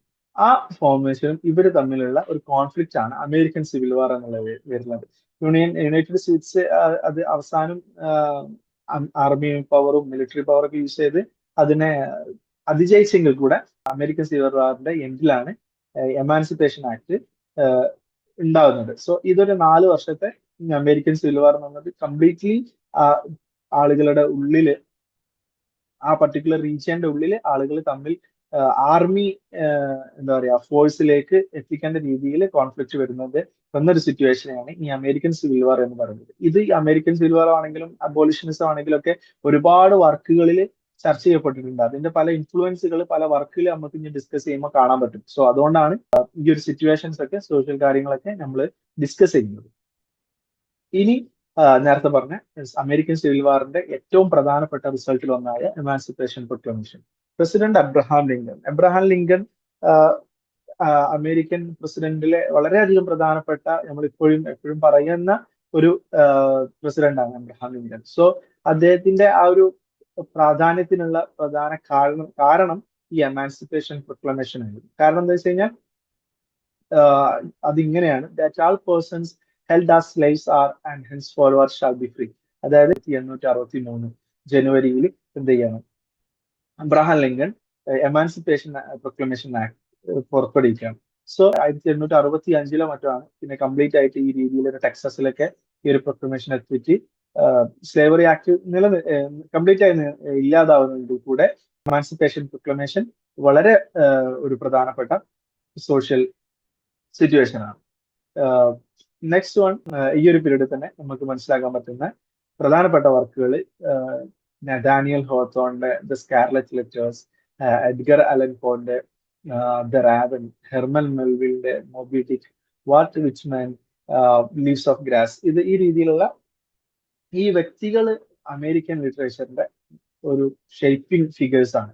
അത് ജോൺ മീൽ ബ്രിട്ടീഷ് ഇൻഫ്ലുവൻസിനെ വളരെയധികം അമേരിക്കൻ ലിറ്ററേച്ചർ സ്വാഭാവികമായിട്ട് ഉണ്ടാവുന്ന ഒരു കാര്യമാണ്. അതായത് ബ്രിട്ടീഷ് ലിറ്ററേച്ചർ നമ്മൾ ഡിസ്കസ് ചെയ്യുമ്പോൾ പറയാറുണ്ട്, എലിസബത്തൻ പീരീഡിന് ശേഷം വന്ന ഡ്രാമ അല്ലെങ്കിൽ എലിസബത്തൻ പീരീഡിന് ശേഷം വന്ന പ്ലേസിലൊക്കെ ഒരുപാടായിട്ട് ഇൻഫ്ലുവൻസ് എലിസബത്തൻ പീരീഡിന്റെ ഡ്രാമ ഇൻഫ്ലുവൻസ് ഭയങ്കരമായിട്ടുണ്ടായിരുന്നു. അങ്ങനെ ഒരു കണ്ടിന്യൂസ് ആയിട്ട് കുറച്ച് സമയം ഇമിറ്റേഷൻ എന്നുള്ള രീതിയിൽ, കാരണം അത് അത്രയും പ്രധാനപ്പെട്ട് ഭയങ്കരമായിട്ട് ഇൻഫ്ലുവൻസ് ചെയ്തിട്ടുണ്ടാവും ഇന്ത്യണലി റൈറ്റേഴ്സിനെ ആണെങ്കിലും സൊസൈറ്റിനെ ആണെങ്കിലും. സോ അതിന്റെ രീതിയിൽ അതുപോലെ എന്നുള്ള രീതിയിലേക്ക് വർക്ക് വരുമ്പോഴാണ് ഈ ഒരു ഇമിറ്റേഷൻ വരുന്നത്. സോ ആ ഒരു ഇമിറ്റേഷൻ അമേരിക്കൻ ലിറ്ററേച്ചറിലും ഉണ്ടായിരുന്നു. അതിനെ ജോൺ നീലൊക്കെ അതിനെ ഭയങ്കരമായിട്ട് വിമർശിക്കുന്നുണ്ട്. സോ ഇവിടെ വരുന്ന വർക്കുകളിൽ നമ്മൾ പറയുന്നത് നഥാനിയൽ ഹോത്തോൺ വളരെ ഫേമസ് വ്യക്തിയാണ്. അദ്ദേഹത്തിന് വേണ്ടിയിട്ടാണ് ഹെർമൻ മെൽവിൽസ് തന്റെ മോബി ഡിക്ക് ഒക്കെ എന്ത് ചെയ്യുന്നത്, ഡെഡിക്കേറ്റ് ചെയ്യുന്നുണ്ട്. സോ അദ്ദേഹത്തിന്റെ സ്കാർലറ്റ് ലെറ്റർ എന്നുള്ള വർക്ക്, അതേപോലെ എഡ്ഗർ അലൻ പോ കംപ്ലീറ്റ്ലി അനദർ ലീഗാണ്. മൂപ്പരുടെ പോയംസ് ഒക്കെ നിങ്ങൾക്ക് വായിക്കാൻ പറ്റുകയാണെങ്കിൽ മനസ്സിലാവും. Dream within A dream, the raven, അതൊക്കെ ഡാർക്ക് റൊമാൻറ്റിസിസം. എന്താണ് ഡാർക്ക് റൊമാൻറ്റിസിസം എന്ന് വെച്ച് കഴിഞ്ഞാൽ എന്താ പറയാ, dark shade of human emotions ഉണ്ടാവുമല്ലോ, ഡെത്ത്, ഡെസ്പെയർ, അതേപോലെ ഈ ഡിസല്യൂഷൻമെന്റ്, അങ്ങനത്തെ പല രീതിയിലുള്ള ഡാർക്ക് സൈഡ് ഓഫ് ഇമോഷൻസിനെ ഭയങ്കരമായിട്ട് എക്സ്പ്ലോർ ചെയ്യാൻ ശ്രമിച്ചിട്ടുണ്ട് ഇങ്ങനത്തെ വർക്കുകളിലൊക്കെ എഡ്ഗർ അലൻ പോകാനൊക്കെ. പിന്നെ ഹെർമൻ മെൽവിൽസിന്റെ മോബി ഡിക്ക് വൺ ഓഫ് ദ എപ്പിക് വർക്കാണ് ഇംഗ്ലീഷ് ലിറ്ററേച്ചറിൽ, പ്രത്യേകിച്ച് അമേരിക്കൻ ലിറ്ററേച്ചറിൽ. അതിലെ പ്രധാനപ്പെട്ട ഒരു ക്വസ്റ്റ്യൻ ലാസ്റ്റ് ടൈമിൽ ഉണ്ടായിരുന്നു. ക്വസ്റ്റ്യൻ എന്ന് വെച്ച് കഴിഞ്ഞാൽ, ഈ കുറച്ച് വർക്കുകൾ കൊടുത്തിട്ട് അതില് ഒരു വർക്കില് മാത്രം ഡിസേബിൾ ആയിട്ടുള്ള ക്യാരക്ടർ ഉണ്ട് എന്നുള്ളതാണ് ചോദ്യം. സോ മോബിഡിക്ക് ആ ഒരു വർക്കിലെ ഉദാഹരണമായിട്ട് കൊടുത്തിരുന്നു. സോ മോബിഡിക്കിലെ ക്യാപ്റ്റൻ അഹാബ്, അദ്ദേഹം എന്താ പറയാ സ്പേം വയലിനുള്ള ഒരു കോൺഫ്ലിക്റ്റില് ഉണ്ടാകുകയും മോബി ഡിക്കിനോട് കോൺഫ്ലിക്ട് ചെയ്തിട്ട് അതിന്റെ കാല് ഇല്ലാതായിട്ടും ചെയ്തിട്ടുണ്ട്. അപ്പോൾ അത് ഡിസബിലിറ്റി സ്റ്റഡീസ് എന്നുള്ള പുതിയൊരു ട്രെൻഡിന്റെ ഭാഗമായിട്ട് വന്നപ്പോൾ അത് ആ രീതിയിൽ ക്വസ്റ്റ്യൻ ആയിട്ട് വന്നിട്ടുണ്ട്. സോ അപ്പോൾ നമ്മൾ ആ മൊബി ഡിക്കിനെ കുറിച്ച് മനസ്സിലാക്കി മൊബി ഡിക്കിനെ കുറിച്ച് പഠിച്ചു കഴിഞ്ഞാൽ പിന്നെ ഡീറ്റെയിൽ ആയിട്ട് ഈ രീതിയിൽ ഒരു പുതിയ ട്രെൻഡ് വന്നെങ്കിൽ കൂടെ നമുക്ക് എന്ത് ചെയ്യാൻ പറ്റും, അതിന് ആൻസർ ചെയ്യാൻ പറ്റും. സോ ഹെർമൻ മെൽവിലിന്റെ മൊബിഡിക്ക് ഒരു പ്രധാനപ്പെട്ട വർക്കാണ്. പിന്നെ Walt Whitman, Leaves of Grass. Walt Whitman Dead Boys Society എന്ന് പറഞ്ഞ ഒരു മൂവി ഒക്കെ ഉണ്ട്, നിങ്ങൾ കണ്ടിട്ടുണ്ടെങ്കിൽ മനസ്സിലാവും. അത്രത്തോളം അദ്ദേഹത്തിന്റെ വർക്കുകളെ ഭയങ്കരമായിട്ട് പ്രൈസ് ചെയ്തിട്ടുള്ള, അല്ലെങ്കിൽ അദ്ദേഹത്തിന്റെ വർക്കുകളുടെ ഈ പോയംസിന്റെ കോഴ്സ് ഒക്കെ എടുത്തിട്ട് വളരെയധികം യൂസ് ചെയ്യപ്പെട്ടിട്ടുള്ള ആളാണ് വാട്ട് വിച്ച്മാൻ. സോ റൊമാൻറ്റിസിസം എന്നുള്ള ഈ ഒരു പീരീഡിൽ ഈ രീതിയിലുള്ള പ്രധാനപ്പെട്ട കുറച്ച് ഫിഗേഴ്സിന്റെ അവരുടെ വർക്ക് ഉണ്ട്. ഈ ഒരു വർക്കിന്റെ അമേരിക്കൻ ലിറ്ററേച്ചറിൽ ഉണ്ടായിരുന്ന ബ്രിട്ടീഷ് ഇൻഫ്ലുവൻസിനെ, ബ്രിട്ടീഷ് ഇമിറ്റേഷനെ ക്രിട്ടിക് ചെയ്തുകൊണ്ട് വരികയും പിന്നെ അതിനുശേഷം ഒരു സ്വന്തമായിട്ടൊരു രീതിയിലേക്ക് അമേരിക്കൻ ലിറ്ററേച്ചർ മാറുകയും ചെയ്യുന്നു. സോ നെക്സ്റ്റ് പീരീഡ് വരുന്നത് റിയലിസം ആൻഡ് നാച്ചുറലിസം. ഇവിടെയാണ് നമ്മൾ നേരത്തെ പറഞ്ഞല്ലോ ഈ ഒരു അമേരിക്കൻ ലിറ്ററേച്ചറിൽ ഉണ്ടാവുന്ന ബ്രിട്ടീഷ് ഇൻഫ്ലുവൻസ്. സോ അതിനുശേഷം സ്വന്തമായിട്ട് വരുന്ന, സ്വന്തമായിട്ട് അമേരിക്കൻ ലിറ്ററേച്ചറിനെ കൂടുതൽ എക്സ്പ്ലോർ ചെയ്യുന്ന വർക്കുകൾ വരുന്നത്, അമേരിക്കൻ കൾച്ചറിനെ കൂടുതലായിട്ട് എക്സ്പ്ലോർ ചെയ്യുന്ന വർക്കുകൾ വരുന്നതൊക്കെ ഈ ഒരു പീരീഡിലാണ്, റിയലിസം ആൻഡ് നാച്ചുറലിസം എന്നുള്ള ഈ പീരീഡിലാണ്. ഇതിൽ പറയാൻ പോലെ focus on depicting real life, regional culture and societal challenges. ചുറ്റുവട്ടത്തിൽ നടക്കുന്ന സോഷ്യൽ ഇഷ്യൂസിനെ, അതേപോലെ സാധാരണക്കാരായ ജനങ്ങളുടെ, അതേപോലെ കൾച്ചറൽ ആയിട്ടുള്ള കാര്യങ്ങളൊക്കെ ഡീറ്റെയിൽ ചെയ്തുകൊണ്ടുള്ള വർക്കുകളാണ് ഈ സമയത്ത് വന്നത്. ഹെൻറി ജെയിംസിന്റെ the Portrait of a Lady 1881, അതേപോലെ അഡ്വഞ്ചേഴ്സ് ഓഫ് ഹക്കിൾബറി ഫിന്നിൻ 1884. ഈ അഡ്വഞ്ചേഴ്സ് ഓഫ് ഹക്കിൾബറി ഫിന്നിൻ വരുന്നത് അതിനു മുന്നേ ടോം സോയർ, അതാണ് ഞാൻ മനസ്സിലാക്കുന്നത്, ടോം സോയർ എന്നുള്ള മാർക്ക് ഡോയന്റെ മറ്റൊരു വർക്ക് ഉണ്ട്. അതിലെ ഒരു ക്യാരക്ടറിന്റെ ഒരു ഭയങ്കരമായ ജനപ്രീതിയാണ്, ഒരു ആളുകൾക്ക് ഭയങ്കര ഇഷ്ടപ്പെട്ടതിന് ശേഷമാണ് ഈ അഡ്വഞ്ചേഴ്സ് ഓഫ് ഹക്കിൾബറി ഫിന്ന് വരുന്നത്. അമേരിക്കൻ റീജിയണൽ കൾച്ചേഴ്സിനെ ബേസ് ചെയ്തുകൊണ്ട് അതിൽ സിറ്റുവേറ്റ് ചെയ്തുകൊണ്ടാണ് അന്ന് വന്നിരുന്ന വർക്കുകളൊക്കെ പ്രധാനമായിട്ടുണ്ടായിരുന്നത്.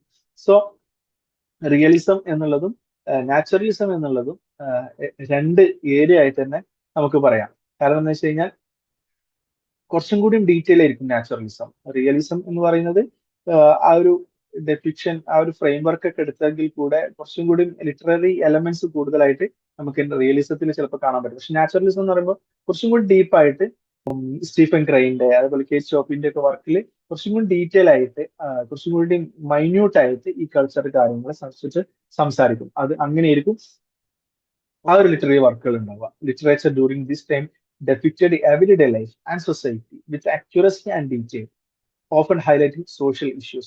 ഓക്കെ, ഇപ്പൊ ആ ഒരു കോട്ടം തന്നെ നിങ്ങൾക്ക് മനസ്സിലാവുന്നുണ്ടല്ലോ, അത്രയും അക്യൂറസി, അത്രയും എവറിഡേ ലൈഫിനെ അത്രയും ഡീറ്റെയിൽ ആയിട്ട് കൊണ്ട് സോഷ്യൽ ഇഷ്യൂസിനെ ഹൈലൈറ്റ് ചെയ്തുകൊണ്ട് തന്നെ സംസാരിക്കുന്ന വർക്കുകളെയാണ് ഈ രീതിയിൽ നാച്ചുറലിസത്തിൽ നമുക്ക് ഉൾപ്പെടുത്താൻ പറ്റാം. സ്റ്റീഫൻ ഗ്രൈന്റെ the Red Badge of Courage 1895, Kate ഷോപ്പിന്റെ ദ അവേക്കനിങ് 1899. ഇതൊക്കെ ഈ രീതിയിൽ നമുക്ക് ഉദാഹരണം പറയാൻ പറ്റുന്ന വർക്കുകളാണ്. ഈ ഒരു വർക്കുകൾ, ഈ ഒരു പീരീഡിൽ വരുന്ന മൂവ്മെന്റിന്റെ ഭാഗമായിട്ടുണ്ടാകുന്ന ഈ വർക്കുകളിലെ ഓതേഴ്സും ഒക്കെ നമ്മൾ ഡീറ്റെയിൽ ആയിട്ട് നെക്സ്റ്റ് ക്ലാസ്സുകളിലൊക്കെ പറയും. ഇവിടെ എന്താണ് ഓരോ മൂവ്മെന്റ്സ്, ആ മൂവ്മെന്റിലുള്ള പ്രധാന ഫിഗേഴ്സ് മാത്രമേ നമ്മൾ ഡിസ്കസ് ചെയ്യുന്നുള്ളൂ. ഓക്കെ, ദെൻ പിന്നെ വരുന്നത് the modernist period. Romanticism, realism, romanticism കഴിഞ്ഞിട്ട് റിയലിസം കഴിഞ്ഞിട്ടാണ് പിന്നെ മോഡേണിസ്റ്റ് പീരീഡ് വരുന്നത്. മോഡേണിസ്റ്റ് പീരീഡിന്റെ ഒരു പ്രധാനപ്പെട്ടത് നമുക്കറിയാം, ഫസ്റ്റ് വേൾഡ് വാർ 1940 മുതൽ 1918 വരെയുള്ള ഒരു പീരീഡിൽ ഫസ്റ്റ് വേൾഡ് വാർ നടക്കുകയാണ്. ഫസ്റ്റ് വേൾഡ് വാറിൽ നടക്കുന്ന സമയത്ത് ഫ്യൂട്ടിലിറ്റി ഓഫ് ലൈഫ്, ഡിസില്യൂഷൻമെന്റ്, ഡെസ്പെയർ, അതൊക്കെ എന്ത് ചെയ്യുന്നുണ്ട്, ഈ വാറിനെ എക്സ്പീരിയൻസ് ചെയ്യുമ്പോൾ ജനങ്ങളിലേക്ക് വരുന്നുണ്ട്.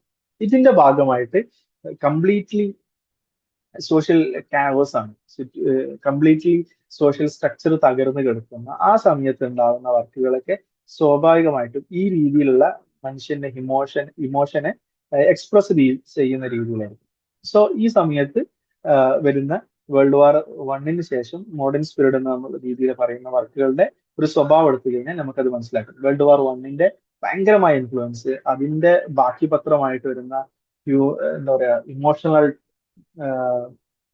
ടോൾ, അത് മനുഷ്യനെ എങ്ങനെയാണ് മാനസികമായി ബാധിക്കുന്നത് എന്നുള്ളതൊക്കെ ഭയങ്കരമായിട്ട് ഈ വർക്കുകളിൽ കാണാൻ പറ്റും. വില്യം ഫോക്നറുടെ വർക്കുകൾ, ഏണസ്റ്റ് ഹെമിംഗറുടെ വർക്കുകൾ, സ്കോട്ട് ഫിറ്റ്സ്ജെറാൾഡ് വർക്കുകൾ എപ്പോഴും നെറ്റിലെ ആസ്പെക്റ്റിൽ വരുന്ന വർക്കുകളായിരിക്കും. ഇവരെ കുറിച്ചിട്ട് ഏതെങ്കിലും രീതിയിലൊക്കെ ഡിസ്കസ് ചെയ്യപ്പെടുന്ന ആളാണ്. സോ സ്കോട്ട് ഫിറ്റ്സ്ജെറാൾഡിന്റെ ഗാറ്റ്സ്ബി എന്നുള്ള മൂവി ഉണ്ട്. അത് അദ്ദേഹത്തിന്റെ വർക്കിനെ തന്നെ ആസ്പദമാക്കിയിട്ട് വന്ന ഒരു മൂവിയാണ്. One of the best adaption. Movie കണ്ടാൽ തന്നെ മനസ്സിലാവും ആ സമയത്തെ ഒരു സോഷ്യൽ സിറ്റുവേഷൻസ്, അതേപോലെ തന്നെ ആ എങ്ങനെയാണ്, ഏത് രീതിയിലാണ് കമ്മ്യൂണിറ്റി ചേഞ്ച് ആയിക്കൊണ്ടിരുന്നത്. കാരണം 1920s ഈ ലോസ്റ്റ് ജനറേഷനെ കുറിച്ചിട്ടൊക്കെ പറയുന്നത്. 1920s തന്നെയാണ് വേറെ രീതിയിലുള്ള സാമൂഹികമായ ഹാർലം റിനസൈൻസ് ഒക്കെ നടക്കുന്നത്. സോ ഒരു സോഷ്യൽ ആക്ടേഴ്സ് പല രീതിയിൽ പല എഴുത്തുകാരെ സ്വാധീനിക്കും. ഏണസ്റ്റ് ഹെമിംഗ്വേനെ ഡയറക്ട്ലി അദ്ദേഹം വേൾഡ് വാറിൽ ആംബുലൻസ് ഡ്രൈവറായിട്ട് വർക്ക് ചെയ്തിട്ട് ഡയറക്റ്റ് എക്സ്പീരിയൻസ് അദ്ദേഹത്തിനുണ്ട്. അതേപോലെ സ്കോട്ട് ഫിറ്റ്സ്ജെറാൾഡിന് അദ്ദേഹത്തിന്റെ ഇത് സോഷ്യൽ സിറ്റുവേഷൻ അദ്ദേഹം മുന്നിൽ കണ്ടുകൊണ്ട് എങ്ങനെയാണ് വേൾഡ് വാർ സോഷ്യൽ കമ്മ്യൂണിറ്റിയെ, സൊസൈറ്റിയെ എങ്ങനെയാണ് ബാധിച്ചത് എന്നുള്ളത് മനസ്സിലാക്കിയിട്ടുള്ള ഒരു ഇൻഫ്ലുവൻസിന്റെ പുറത്താണ് അദ്ദേഹത്തിന്റെ വർക്കുകൾ.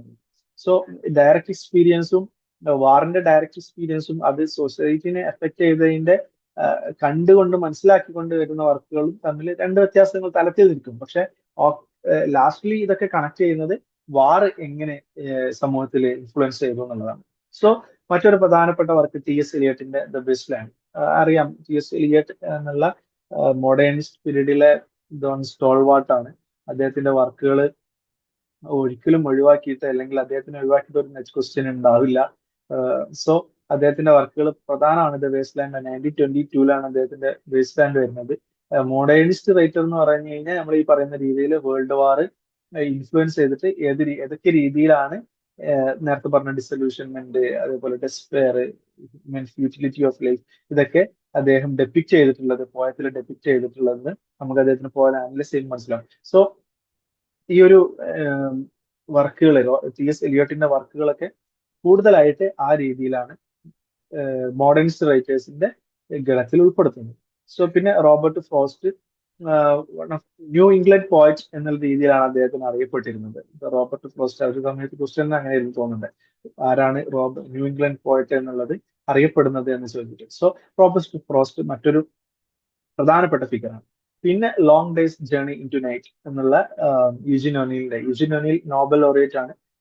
നോബൽ പ്രൈസ് അവാർഡ് ഓതേഴ്സ് എപ്പോഴും പ്രധാനമായിരിക്കും. അവരുടെ ആ വർക്കുകൾ, അവരുടെ വർക്കിന്റെ ഓർഡർ, അവരുടെ അവാർഡ് വിന്നിങ് വർക്കുകളാവട്ടെ അല്ലാത്തതാവട്ടെ, അവരുടെ വർക്കുകളിലെ ക്യാരക്ടേഴ്സ്, ഇതൊക്കെ ആയിരിക്കും പ്രധാനപ്പെട്ട ഡീപ്പായിട്ട് ചോദിക്കുക. ചിലപ്പം അങ്ങനെ ഒരാളായതുകൊണ്ട് അദ്ദേഹത്തിന്റെ പല വർക്കുകൾ കൊടുത്തിട്ട് അതിനെ ക്രോണോളജിക്കൽ ഓർഡറിൽ കൊടുക്കാനുണ്ടാവും. സോ നോബൽ ലോറിയറ്റ് പോലെയുള്ള ഒരു അവാർഡ് വിന്നേഴ്സ് വളരെയധികം കൺസിഡർ ചെയ്യേണ്ട ഒരു ഏരിയ ആണ് ലിറ്റിന്റെ ആസ്പെക്റ്റിൽ.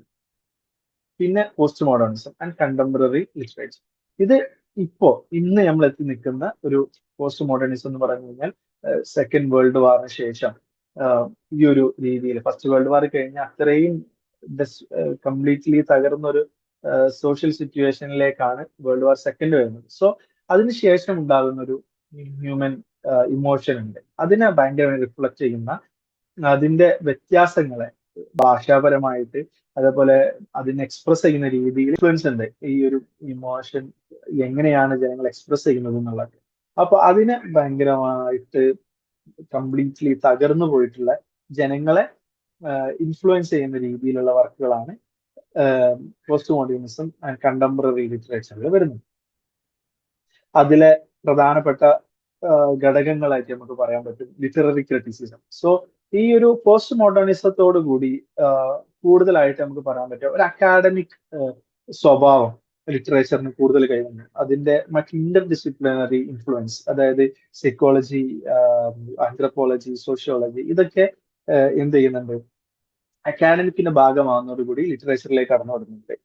ലിറ്ററേച്ചറിനെ കൂടുതൽ അനലൈസ് ചെയ്യുക, ലിറ്ററേച്ചറിനെ ക്രിറ്റിസൈസ് ചെയ്യുക എന്നുള്ള രീതിയിലൊക്കെ അതിന്റെ ഹ്യൂമൻ ഇമോഷൻസിനെ കുറിച്ചിട്ട് ഡിസ്കസ് ചെയ്യാൻ വേണ്ടിയിട്ട് ലിറ്ററേച്ചറിനെ കൺസിഡർ ചെയ്യുക. ഇതൊക്കെ ഈ ഒരു പോസ്റ്റ് മോഡേണിസം പീരീഡിലാണ് വരുന്നത്. അതിലെ പ്രധാനപ്പെട്ട ഒന്നാണ് focus on metafiction and deconstruction. Deconstruction നമുക്കറിയാം, ഡെറീഡന്റെ ലിറ്റററി ക്രിറ്റിസിസത്തിലെ പ്രോമിനന്റ് ഫിഗർ ആണ് ഡെറീഡയുടെ ഒരു തിയറിയാണ് ഡീകൺസ്ട്രക്ഷൻ. ദ എന്താ പറയുക ഇൻഫ്ലിറ്റ് പ്ലേ ഓഫ് മീനിങ്.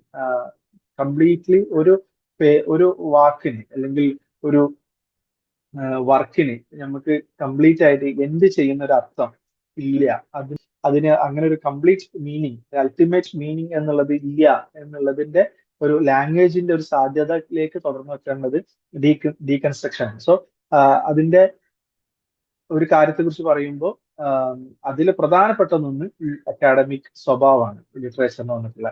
അതിൽ ഇന്റർ ടെക്സ്റ്റുവാലിറ്റി ഉണ്ട്, മാജിക് റിയലിസം, ലിറ്റററി ക്രിറ്റിസിസം. ഇതൊക്കെ ലിറ്റററി ക്രിറ്റിസിസം നമ്മളിപ്പോൾ പറഞ്ഞ പോലെയുള്ള ഇങ്ങനത്തെ ഒരുപാട് ഫാക്ടേഴ്സ് ഈ പോസ്റ്റ് മോഡേണിസത്തിന്റെ ഭാഗമായിട്ട് ലിറ്ററേച്ചറിലേക്ക് കടന്നു വരികയാണ്. മാജിക് റിയലിസം എന്താണെന്നറിയാലോ, ലിറ്റററി ഒരു മോഡ് ഓഫ് നരേഷൻ ആണ്. കൂടുതൽ കൂടുതൽ ലിറ്ററേച്ചറിനെ മനസ്സിലാക്കുകയും അതിൽ കൂടുതൽ ഇൻവോൾവ് ആവുകയും ചെയ്യുമ്പോൾ പിന്നെ അതിന്റെ കൂടുതൽ കോംപ്ലിക്കേറ്റഡ് സ്റ്റേജസിലേക്ക് നമ്മൾ പോകും. സോ അങ്ങനെ വന്നിട്ടുള്ള ഒരു ഇൻഫ്ലുവൻസ് ആയിട്ട് വന്നിട്ടുള്ളതാണ് മാജിക് റിയലിസം. ടോണി മോറിസന്റെ ബിലോവഡ് അതൊരു മാജിക് റിയലിസ്റ്റ് വർക്കാണ്. അതിന് നോബൽ പ്രൈസ് കിട്ടിയിട്ടുണ്ട് ടോണി മോറിസന്. സോ ഇന്റർ ടെക്സ്റ്റുവാലിറ്റി എന്നുള്ളത് ഒരു വർക്കിൽ തന്നെ മറ്റു വർക്കിന്റെ ഇൻഫ്ലുവൻസുകളെ കുറിച്ച് കാണാൻ പറ്റുക. ഇതൊക്കെ ഈ ഒരു പോസ്റ്റ് മോഡേണിസത്തിന്റെ ഭാഗമായിട്ട് വന്നതാണ്. സോ ഈ ഒരു രീതിയിലാണ് നമുക്ക് എന്ത് ചെയ്യാൻ പറ്റുക, പോസ്റ്റ് മോഡേണിസത്തിനെ കുറിച്ചിട്ട് ചർച്ച ചെയ്യുമ്പോൾ മനസ്സിലാക്കാൻ പറ്റും. പിന്നെ വേൾഡ് വാർ സെക്കൻഡ് കഴിയുന്നതോടുകൂടി ഒരുപാട് വർക്കുകൾ ഈ ഒരു രണ്ട് വാറിന്റെ ബന്ധപ്പെട്ട് ഈ വാർ എങ്ങനെ മനുഷ്യനെ സ്വാധീനിച്ചു എന്നുള്ള രീതിയിൽ വന്നിട്ടുണ്ട്. അതിലെ പ്രധാനപ്പെട്ട ഫിഗേഴ്സ് ആണ് Norman Mailer and Joseph Heller, Kurt Vonnegut എന്നുള്ള രീതിയിലുള്ള ഇവരൊക്കെ. പിന്നെ ഡ്രാമ യൂജിൻ ഓണിൽ, നേരത്തെ പറഞ്ഞ ഡ്രാമസിൽ വന്നിട്ടുള്ള Eugene O'Neill, Tennessee Williams, Archer Miller, the Zoo Story എന്നുള്ള എഡ്വേർഡ് ആൽബിന്റെ ഒരു വർക്ക് ഉണ്ട്. അതൊക്കെ ഈ ഹ്യൂമൻ ഇമോഷൻസിനെ, സോഷ്യൽ സിറ്റുവേഷൻ എങ്ങനെ അവർ ഒറ്റപ്പെടുത്തുന്നു എന്നുള്ള രീതിയിലൊക്കെ ഭയങ്കര ഡിസ്കസ് ചെയ്തിട്ടുള്ള വർക്കാണ്. യൂജിൻ ഓണിൽ അദ്ദേഹത്തിന്റെ വർക്കുകളൊക്കെ സ്റ്റേജ് സാധ്യതകളെ യൂസ് ചെയ്തിട്ടുള്ള വർക്കുകളാണ്. അതുപോലെ ടെന്നസി വില്യംസ്, ആർച്ചർ മില്ലർ, ഇതൊക്കെ അവരുടെ വർക്കുകളൊക്കെ പ്രധാനപ്പെട്ടാണ്. ഇപ്പോ ഈ ഒരു സെഷൻ എൻഡ് ചെയ്യുന്നതോട് കൂടെ നമ്മൾ ഇതിൽ ഡിസ്കസ് ചെയ്തപ്പെട്ട ആളുകളെ കുറിച്ചിട്ട് ജസ്റ്റ് ഒരു അവയർനെസ് ഉണ്ടാക്കിയെടുക്കുക. ഇതിൽ പറയപ്പെട്ട ആളുകളെ മാത്രം വർക്കുകൾ എന്ത് ചെയ്യുക, ജസ്റ്റ് ഒന്ന് നോക്കുക എന്നുള്ളതൊക്കെയാണ് ഫസ്റ്റ്ലി ഇപ്പൊ ഈ ഒരു ജസ്റ്റ് ഇൻട്രൊഡക്ഷൻ പാർട്ടിന്റെ ഉദ്ദേശം. പിന്നെ നോർമൻ മെയ്ലറിന്റെ the Naked and the Dead 1948 അത് വരുന്നത്. അതുപോലെ ജോസഫ് ഹെല്ലേഴ്സിന്റെ ക്യാച്ച് 22 1961 വരുന്നത്. ഇതൊക്കെ ഈ ഒരു വാർ ഇൻഫ്ലുവൻസുമായി ബന്ധപ്പെട്ട് വാർ എങ്ങനെ ഹ്യൂമനെ ബാധിച്ചു എന്നുള്ള രീതിയിൽ എക്സ്പ്ലോർ ചെയ്യുന്ന വർക്കുകളാണ് ഈ രീതിയിൽ. കൊത്തുവാനകത്തുന്നത് സ്ലോട്ടർ ഹൗസ് ഓഫ് ഫൈവ് ആ രീതിയിലുള്ള വർക്കുകളാണ്. സോ ഇത്ര എത്തുന്നതോടുകൂടി നമ്മൾ ഇപ്പൊ ഇന്ന് പറഞ്ഞിട്ടുള്ള ഈ ഇത്രയും ഒരു ഭാഗത്തിന്റെ ഒരു ഡിസ്കഷൻ ഇവിടെ സ്റ്റോപ്പ് ചെയ്യണം. പക്ഷെ ഇനി ഇപ്പൊ ഇന്ന് പറഞ്ഞ ഏരിയയിൽ തന്നെ നമ്മൾ കുറച്ച് ക്വസ്റ്റ്യൻസ് പ്രിപ്പയർ ചെയ്തിട്ടുണ്ട്. ഇത് എന്തിനാന്ന് വെച്ച് കഴിഞ്ഞാൽ നമ്മൾ പഠിക്കുമ്പോൾ, നമ്മൾ ക്ലാസ്സസ് അറ്റൻഡ് ചെയ്യുമ്പോൾ ഏത് രീതിയിലാണ് ക്വസ്റ്റ്യൻസ് പ്രിപ്പയർ ചെയ്യേണ്ടത് എന്നുള്ളതിനെ കുറിച്ചിട്ട് നിങ്ങൾക്ക് ഒരു അവയർനെസ് ഉണ്ടാകാൻ വേണ്ടിയിട്ടാണ് ഈ ഒരു ഫസ്റ്റ് സെഷൻ ഇൻട്രോ പീരീഡിൽ തന്നെ ഇങ്ങനെ കുറച്ച് ക്വസ്റ്റ്യൻസ് കൊടുത്തിട്ടുള്ളത്. സോ ഡയറക്ട്ലി ഏതാണ് ഫസ്റ്റ് വർക്ക് എന്നുള്ളത്, അല്ലെങ്കിൽ ഏതാണ് വർഷം, അല്ലെങ്കിൽ ആരാണ് ഓതർ എന്നുള്ളതൊക്കെ ചിലപ്പോൾ നമുക്ക് എക്സ്പെക്ട് ചെയ്യാൻ പറ്റില്ല. നെറ്റിന്റെ ആസ്പെക്റ്റിൽ വരുമ്പോൾ കുറച്ചും കൂടി ഡീപ്പായിട്ട്, പക്ഷെ നമ്മൾ പറയാത്ത ഏരിയയിൽ ഒന്നും വരാനും സാധ്യതയില്ല. കാരണം ഞങ്ങളൊരു പ്രൊഫസർ പറഞ്ഞത് എനിക്ക് ഓർമ്മയുണ്ട്. ഫസ്റ്റ്ലി നമ്മളൊരു എക്സാമിന് മുന്നിൽ നിൽക്കുമ്പോൾ ഫസ്റ്റ്ലി നമ്മൾ ട്രാപ്പ് ചെയ്യുന്നത് നമുക്ക് തന്നെ തോന്നുകയാണ് ഇത് നമ്മൾ പഠിച്ചിട്ടില്ലല്ലോ എന്നുള്ളത്. ഇതിലാണ് ആദ്യം നമ്മൾ ട്രാപ്പ് ചെയ്യപ്പെടുന്നത്. ശരിക്കും നമ്മൾ പഠിക്കാത്ത, നമ്മൾ അറിയാത്ത, നമ്മൾ വായിക്കാത്ത ഏരിയകളൊന്നും ഒരിക്കലും ക്വസ്റ്റ്യൻ ഇടാൻ പറ്റില്ല. മറിച്ച് നമ്മളത് ആ ഒരു ഏരിയ നമ്മൾ എങ്ങനെ അപ്രോച്ച് ചെയ്തു എന്നുള്ളിടത്താണ് ഒരു വ്യത്യാസം വരുന്നത്. സോ ഏത് ക്വസ്റ്റ്യൻസ് ആണെങ്കിലും ആ ഒരു രീതിയിൽ, ആ കോൺഫിഡൻസിൽ നമുക്ക് അറ്റൻഡ് ചെയ്യാൻ പറ്റുക. നിങ്ങൾക്ക് നമ്മളിപ്പോ ഈ പറഞ്ഞ രീതിയിൽ അനലൈസ് ചെയ്തുകൊണ്ട് ആൻസർ ചെയ്യാൻ നിങ്ങൾ എഫിഷ്യന്റ് ആണോ എന്നുള്ളത് സ്വയം ഒന്ന് മനസ്സിലാക്കുക. എന്നിട്ട് അടുത്ത ക്ലാസ് മുതൽ നമ്മൾ വരുമ്പോൾ ആ രീതിയിലായിരിക്കണം ക്ലാസ്സിനെ നമ്മൾ അപ്രോച്ച് ചെയ്യേണ്ടത് എന്നുള്ളത് കൂടി ഓർമ്മപ്പെടുത്താൻ വേണ്ടിയിട്ടാണ് ഈ രീതിയിലെ സ്ട്രക്ചേഴ്സ്. ഇത് PYQ ആണ്. മുന്നേ വന്നിട്ടുള്ള നെറ്റിന്റെ ക്വസ്റ്റ്യൻസിനെയാണ് ബേസ് ചെയ്തിട്ടുള്ള ഒരു 10 ക്വസ്റ്റ്യൻസ് ആണ് നമ്മളിവിടെ അറേഞ്ച് ചെയ്തിട്ടുള്ളത്. So first question, which of the following authors is not associated with the modernist period of American literature? നേരത്തെ പറഞ്ഞല്ലോ, കുറച്ച് പീരീഡ്സ് നമ്മൾ അനലൈസ് ചെയ്തിട്ടുണ്ട്. ആ പീരീഡുകളിൽ ഏതൊക്കെ ഓതേഴ്സ് നമ്മൾ പറഞ്ഞിട്ടുണ്ട്. സോ ഇത് മോഡേണിസ്റ്റ് പീരീഡിൽ ഉൾപ്പെടാത്ത ഒരു റൈറ്റർ ഇതിലുണ്ട്. അതാരാണ് ഐഡന്റിഫൈ ചെയ്യണം. T S. Eliot, Anne Bradstreet, S. Scott Fitzgerald, Ernest Hemingway. നിങ്ങൾ മനസ്സിലായിട്ടുണ്ടാവും ഞാൻ വിചാരിക്കുന്നുണ്ട്. ബാക്കിയുള്ളതൊക്കെ ആൻ ബ്രാഡ്സ്ട്രീറ്റ് ആണ് മോഡേൺ പീരീഡിൽ ഉൾപ്പെടാത്ത ഓതർ. സോ ബാക്കിയുള്ളവരൊക്കെ മോഡേൺ പീരീഡിൽ വന്നിട്ടുള്ള റൈറ്റേഴ്സ് ആണ്. Next one, what is a common theme in the literature of the colonial and early national period? ഇതൊരു ക്വസ്റ്റ്യൻസിന്റെ ഒരു ആസ്പെക്ട് ആയിരിക്കും. അതായത് പർട്ടിക്കുലർ റൈറ്റർ എടുത്തിട്ട് അവര് ഡിപ്പെൻഡ് ചെയ്തുകൊണ്ടിരിക്കുന്ന അവര് ഏത് രീതിയിലാണ് അദ്ദേഹത്തിന്റെ വർക്കുകൾ വന്നിട്ടുള്ളത് എന്ന് ചോദിക്കുക, അല്ലെങ്കിൽ പർട്ടിക്കുലർ ഒരു പീരീഡിനെ കുറിച്ചിട്ട് ആ പീരീഡിൽ വന്നിട്ടുള്ള വർക്കുകൾ, അങ്ങനെ ഒരു എന്താ പറയാ കുറച്ചും കൂടി ഡീപ്പായിട്ട് റൈറ്ററിനെയോ പീരീഡിനെയോ ഒക്കെ നമ്മൾ മനസ്സിലാക്കിയിട്ടുണ്ടോ എന്നുള്ളത് ചെക്ക് ചെയ്യാൻ പറ്റുന്ന രീതിയിലുള്ള ക്വസ്റ്റ്യൻസ് ഉണ്ടായിരിക്കും. So what is a common theme in the literature of the colonial and early national periods? Okay, first പീരീഡിൽ വന്നിട്ടുള്ള വർക്കുകളാണ്. അപ്പോൾ നമുക്കറിയാം, exploration of the American dream, practical religious and historical themes, disillusionment after World War one, post modern scepticism.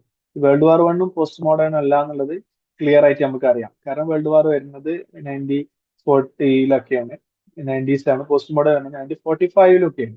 So ആദ്യത്തെ രണ്ടെണ്ണത്തിൽ ഏതാണെന്നാണ് doubt. കാരണം American dream എന്നുള്ളത് നമ്മൾ detail ചെയ്ത് പഠിച്ചിട്ടുണ്ടോ, അത് ഏതൊക്കെയാണ് വർക്ക് വന്നിട്ടുണ്ടോ എന്നുള്ളത് നമ്മൾ അനലൈസ് ചെയ്തിട്ടില്ല എങ്കിൽ കൂടെ, പക്ഷെ ക്ലിയർ ആയിട്ട് നമ്മൾ പറയുന്നുണ്ട് practical religious and historical themes ആയിരുന്നു ആ സമയത്ത് ഉണ്ടായിരുന്ന പ്രമുഖമായ വർക്കുകൾ എന്നുള്ള നമ്മൾ ഡിസ്കസ് ചെയ്തുകൊണ്ട് അതിൽ കൺഫ്യൂഷന്റെ ആവശ്യമില്ല. ഓക്കെ, അതാണ് ആ ഒരു ഏരിയ ശ്രദ്ധിക്കേണ്ടത്.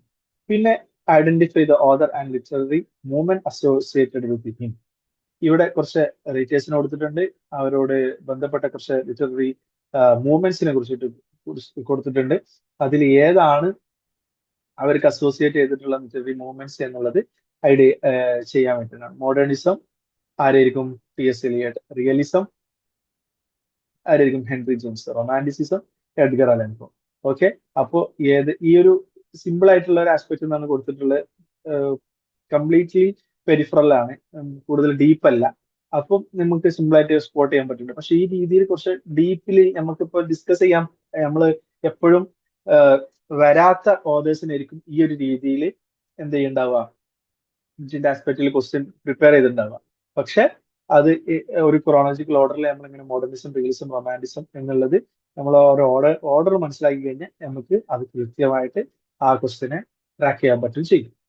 So next question, which novel by Harriet Beecher Stowe is considered key influence on the abolitionist movement? Okay, സംസാരിച്ചിരുന്നു നമ്മൾ പറയുമ്പോൾ അത് അങ്ങനെ തന്നെ പറഞ്ഞു. The Scarlet Letter, Uncle Tom's Cabin, Adventures of Huckleberry Finn, Beloved. ഇതില് ഒരു ക്വസ്റ്റ്യൻസ് അനലൈസ് ചെയ്യുമ്പോൾ ഈ ഒരു പാറ്റേൺ നമ്മൾ കണ്ടിന്യൂ ചെയ്ത് കഴിഞ്ഞാൽ അത് ഒരുപാട് ഗുണമായിരിക്കും. അതായത് ഒരു നമുക്ക് യഥാർത്ഥ ആൻസർ ഏതാണെന്ന് കണ്ടെത്തുന്നതിന് കൂടെ ഇതിന്റെ മറ്റ് ഓപ്ഷൻസിന്റെ റേറ്റേഴ്സ്, അതിന്റെ ഒരു മിനിമം സമ്മറി എങ്കിലും നമുക്ക് മനസ്സിലാക്കാൻ പറ്റുന്നുണ്ടെങ്കിൽ അത് വളരെ നന്നായിരിക്കും. സോ ഇവിടെയുള്ള ആൻസർ ഹാരിറ്റ് ബീച്ചർ സ്റ്റോന്റെ ഏത് വർക്കാണ്, ഏത് നോവലാണ് ഈ ഇൻഫ്ലുവൻസ് ആയിട്ട് അബോളിഷനിസ്റ്റ് മൂവ്മെന്റിൽ കൺസിഡർ ചെയ്യപ്പെടുന്നത് എന്നുള്ളത് സിമ്പിൾ ആയിട്ട് അങ്കിൾ ടോംസ് ക്യാബിൻ ആണ്. ഓക്കെ, അതായത് ഏത് വർഷമാണ് അങ്കിൾ ടോംസ് ക്യാബിൻ പബ്ലിഷ് ചെയ്തിട്ടുള്ളതെന്നും കൂടി ചിലപ്പോൾ നമുക്ക് അതിനോട് കൂടെ മനസ്സിലാക്കാൻ പറ്റും. 1852 ആണെന്നാണ് എന്റെ ഓർമ്മ. Okay, which work by Ernest Hemingway reflects his experience in World War I? Okay, for whom the bell tolls, the sun also rises, a farewell to arms, the old man and the sea. ഇതിൽ നിങ്ങൾ എത്ര work വായിച്ചിരിക്കണമെന്നില്ല, ഇത് old man and see എങ്കിലും minimum എല്ലാവരും വായിച്ചിട്ടുണ്ടാവും കരുതുന്നു.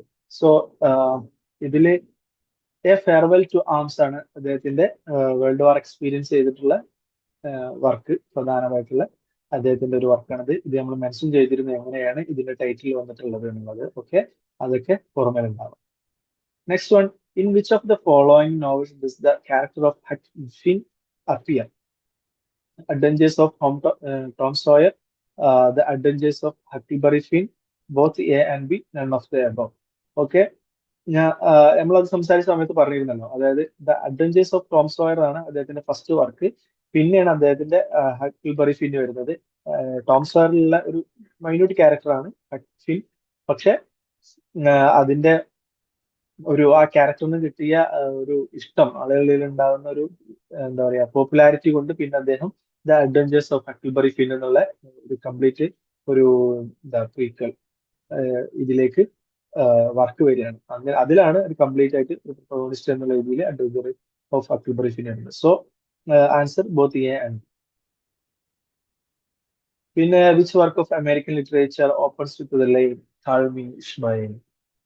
ഈ ഇതൊരു പ്രധാനപ്പെട്ട പാറ്റേൺ ആയിരിക്കും. അതായത് ഒരു പ്രധാന വർക്ക് അല്ലെങ്കിൽ ഈ അമേരിക്കൻ എനി അവാർഡ് വിന്നിങ് ലോറിയറ്റിന്റെ ഒക്കെ നോബൽ ലോറിയറ്റിന്റെ ഒക്കെ വർക്ക് കൊടുക്കും. എന്നിട്ട് അതിലെ ഓപ്പണിംഗ് ലൈൻ അങ്ങനെ എന്തെങ്കിലുമൊക്കെ ഒരു പ്രധാനപ്പെട്ട ലൈൻ കൊടുത്തിട്ട് ഇത് ഏത് വർക്കാണ് എന്നുള്ളത് ഐഡന്റിഫൈ ചെയ്യാൻ പറ്റും. അല്ലാന്നുണ്ടെങ്കിൽ അതേപോലെ ഇപ്പൊ ഈ കൊടുക്കുന്നത് കാൾമി ഇഷ്മയിൽ എന്നാണ്. ഇഷ്മയിൽ എന്നുള്ള അദ്ദേഹത്തിന്റെ നരേറ്റർ ആണ്. അപ്പോൾ അതേപോലെ നരേറ്റർ ആരാണെന്നുള്ളത് ഐഡന്റിഫൈ ചെയ്യുക എന്നുള്ളതൊക്കെ ഒരു ഇതിന്റെ ആസ്പെക്റ്റിൽ പഠിക്കേണ്ട ഒരു ഏരിയ ആണ്. സോ കാൾമി ഇഷ്മയൽ എന്നുള്ളത് ഹെർമൽ മെൽവിന്റെ മോബിഡിക്കിന്റെ ഓപ്പണിംഗ് ലൈൻസ് ആണ്. അത് വളരെയധികം പ്രധാനപ്പെട്ട ഒരു വർക്ക് തന്നെയാണ് കാൾമി ഇഷ്മയൽ എന്നുള്ള ഓപ്പണിംഗ് ലൈനോട് കൂടി തുടങ്ങുന്ന Moby Dick. Okay, the Harlem Renaissance primarily flourished during which decade? 1910s, 20s, 13s, 14s.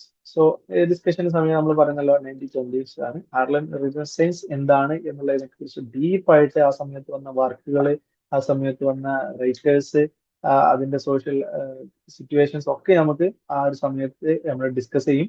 So ഇപ്പോ അതൊരു പ്രധാനപ്പെട്ട കാര്യമാണെന്നുള്ളത് മനസ്സിലാക്കുക. ദ ഹാർലം റിനസൻസ് എന്നത് 1920s. Watch Whitman's "O Captain, My Captain" reflects which historical event? The end of the Civil War and the assassination of Abraham Lincoln, the signing of Emancipation Proclamation, the Declaration of Independence, the abolition of slavery. The "On Captain, My Captain" എന്നുള്ളത് what വിച്ച്മാൻ നമ്മൾ പറഞ്ഞു ഒരു പ്രധാനപ്പെട്ട poet ആണ്. അദ്ദേഹത്തിന്റെ ഒരു elegy ഉൾപ്പെടുത്താൻ പറ്റുന്ന വർക്കാണ് "ഓ ക്യാപ്റ്റൻ മൈ ക്യാപ്റ്റൻ". അത് എബ്രഹാം ലിങ്കണെ എന്താ പറയാ അഡ്രസ് ചെയ്തുകൊണ്ട് അദ്ദേഹത്തിന്റെ ഈ എൻഡ് ഓഫ് സിവിൽ വാറിൽ അദ്ദേഹത്തിന്റെ അസാസിനേഷൻ അഡ്രസ് ചെയ്തുകൊണ്ട് വന്നിട്ടുള്ള അദ്ദേഹത്തിന്റെ വർക്ക് തന്നെയാണ് O captain my captain. So option A ആണ് answer. Then which American poet famously wrote, "Because I could not stop for death, he kindly stopped for me"? Emily Dickinson എന്നുള്ള നമ്മൾ പറയുന്ന സമയത്ത് mention ചെയ്യാത്തതുകൊണ്ടാണ് ഇങ്ങനെ ഒരു ക്വസ്റ്റ്യൻ അവരിത് ഉൾപ്പെടുത്തിയിട്ടുള്ളത്. ജീവിക്കുന്ന സമയത്ത് വെറും 10 വർക്കുകളോ മറ്റോ ആകെ പബ്ലിഷ് ചെയ്തിട്ടുള്ളൂ എമിലി ഡിക്കിൻസന്റെ. പക്ഷെ one of the very prominent figure in American poetry Emily Dickinson. അത് അവരുടെ വർക്കുകൾ അദ്ദേഹത്തിന്റെ അവരുടെ ഇതേപോലുള്ള കോട്ടുകളൊക്കെ വളരെ പ്രധാനമാണ്. സോ എമിലി ഡിക്കിൻസണും ഒരു വളരെ പ്രധാനപ്പെട്ട ഫിഗറാണ് അമേരിക്കൻ ലിറ്ററേച്ചർ. സോ നെക്സ്റ്റ്, ഇപ്പൊ ഇത്രയും സമയത്ത് നമ്മൾ സംസാരിച്ചിട്ടുള്ളത് കംപ്ലീറ്റ്ലി അമേരിക്കൻ ലിറ്ററേച്ചർ, അതിന്റെ various area of social situation, അത് എങ്ങനെയാണ് റൈറ്റേഴ്സിനെ സ്വാധീനിച്ചിട്ടുള്ളത് അല്ലെങ്കിൽ കമ്മ്യൂണിറ്റിയെ സ്വാധീനിച്ചിട്ടുള്ളത് എന്നൊക്കെയാണ് നമ്മൾ ഡിസ്കസ് ചെയ്തിട്ടുള്ളത്. ഇപ്പോ ഈ ഒരു സെഷൻ കഴിയുന്നതോടുകൂടി നിങ്ങൾക്ക് നമ്മൾ ഫസ്റ്റ് പറഞ്ഞ ആ ഒരു അമേരിക്കൻ ലിറ്ററേച്ചറിന്റെ ഒരു ലാർജർ മാപ്പ് നിങ്ങളെ മനസ്സിലുണ്ടാവണം. ഇനി നെക്സ്റ്റ് സെഷൻ മുതൽ നമ്മൾ പറയാൻ പോകുന്ന മൈന്യൂട്ട് ആയിട്ടുള്ള കാര്യങ്ങൾ, ഏതൊരു ക്വസ്റ്റ്യൻ വായിക്കുമ്പോഴും അല്ലെങ്കിൽ നിങ്ങളൊരു എന്തെങ്കിലും മറ്റോ വായിക്കുമ്പോഴും നമ്മളിപ്പോ പറഞ്ഞിട്ടുള്ള ഈ ഒരു മാപ്പിലേക്ക് ഫിറ്റ് ചെയ്തുകൊണ്ട് അതിനെ ഒരു എന്താ പറയാ കമ്പൈൻ ചെയ്തുകൊണ്ട് അതിനെ ഒരു ലാർജർ പിക്ചറിലേക്ക് നിങ്ങൾക്ക് കിട്ടുന്ന പോയിന്റ് ആയിക്കൊണ്ട് മനസ്സിലാക്കാം, ചിന്തിച്ച് ആ ഒരു രീതിയിൽ ക്വസ്റ്റ്യനെ അറ്റംപ്റ്റ് ചെയ്യുമ്പോൾ നിങ്ങൾക്ക് ഈസി ആയിട്ട് അനലൈസ് ചെയ്യാൻ പറ്റുന്ന രീതിയിലുള്ള ഒരു ലാർജർ പിക്ചർ ആയിട്ട് ഈ ഒരു സെഷൻ മാറിയിട്ടുണ്ടാവും എന്ന് വിചാരിക്കുന്നുണ്ട്. സോ നെക്സ്റ്റ് സെഷൻ മുതൽ നമുക്ക് അതിന്റെ deep understanding, deep works, authors, summaries, ക്യാരക്ടേഴ്സിലൊക്കെ നമുക്ക് കൂടുതലായിട്ട് അനലൈസ് ചെയ്യാം. So that's all for today. Thank U.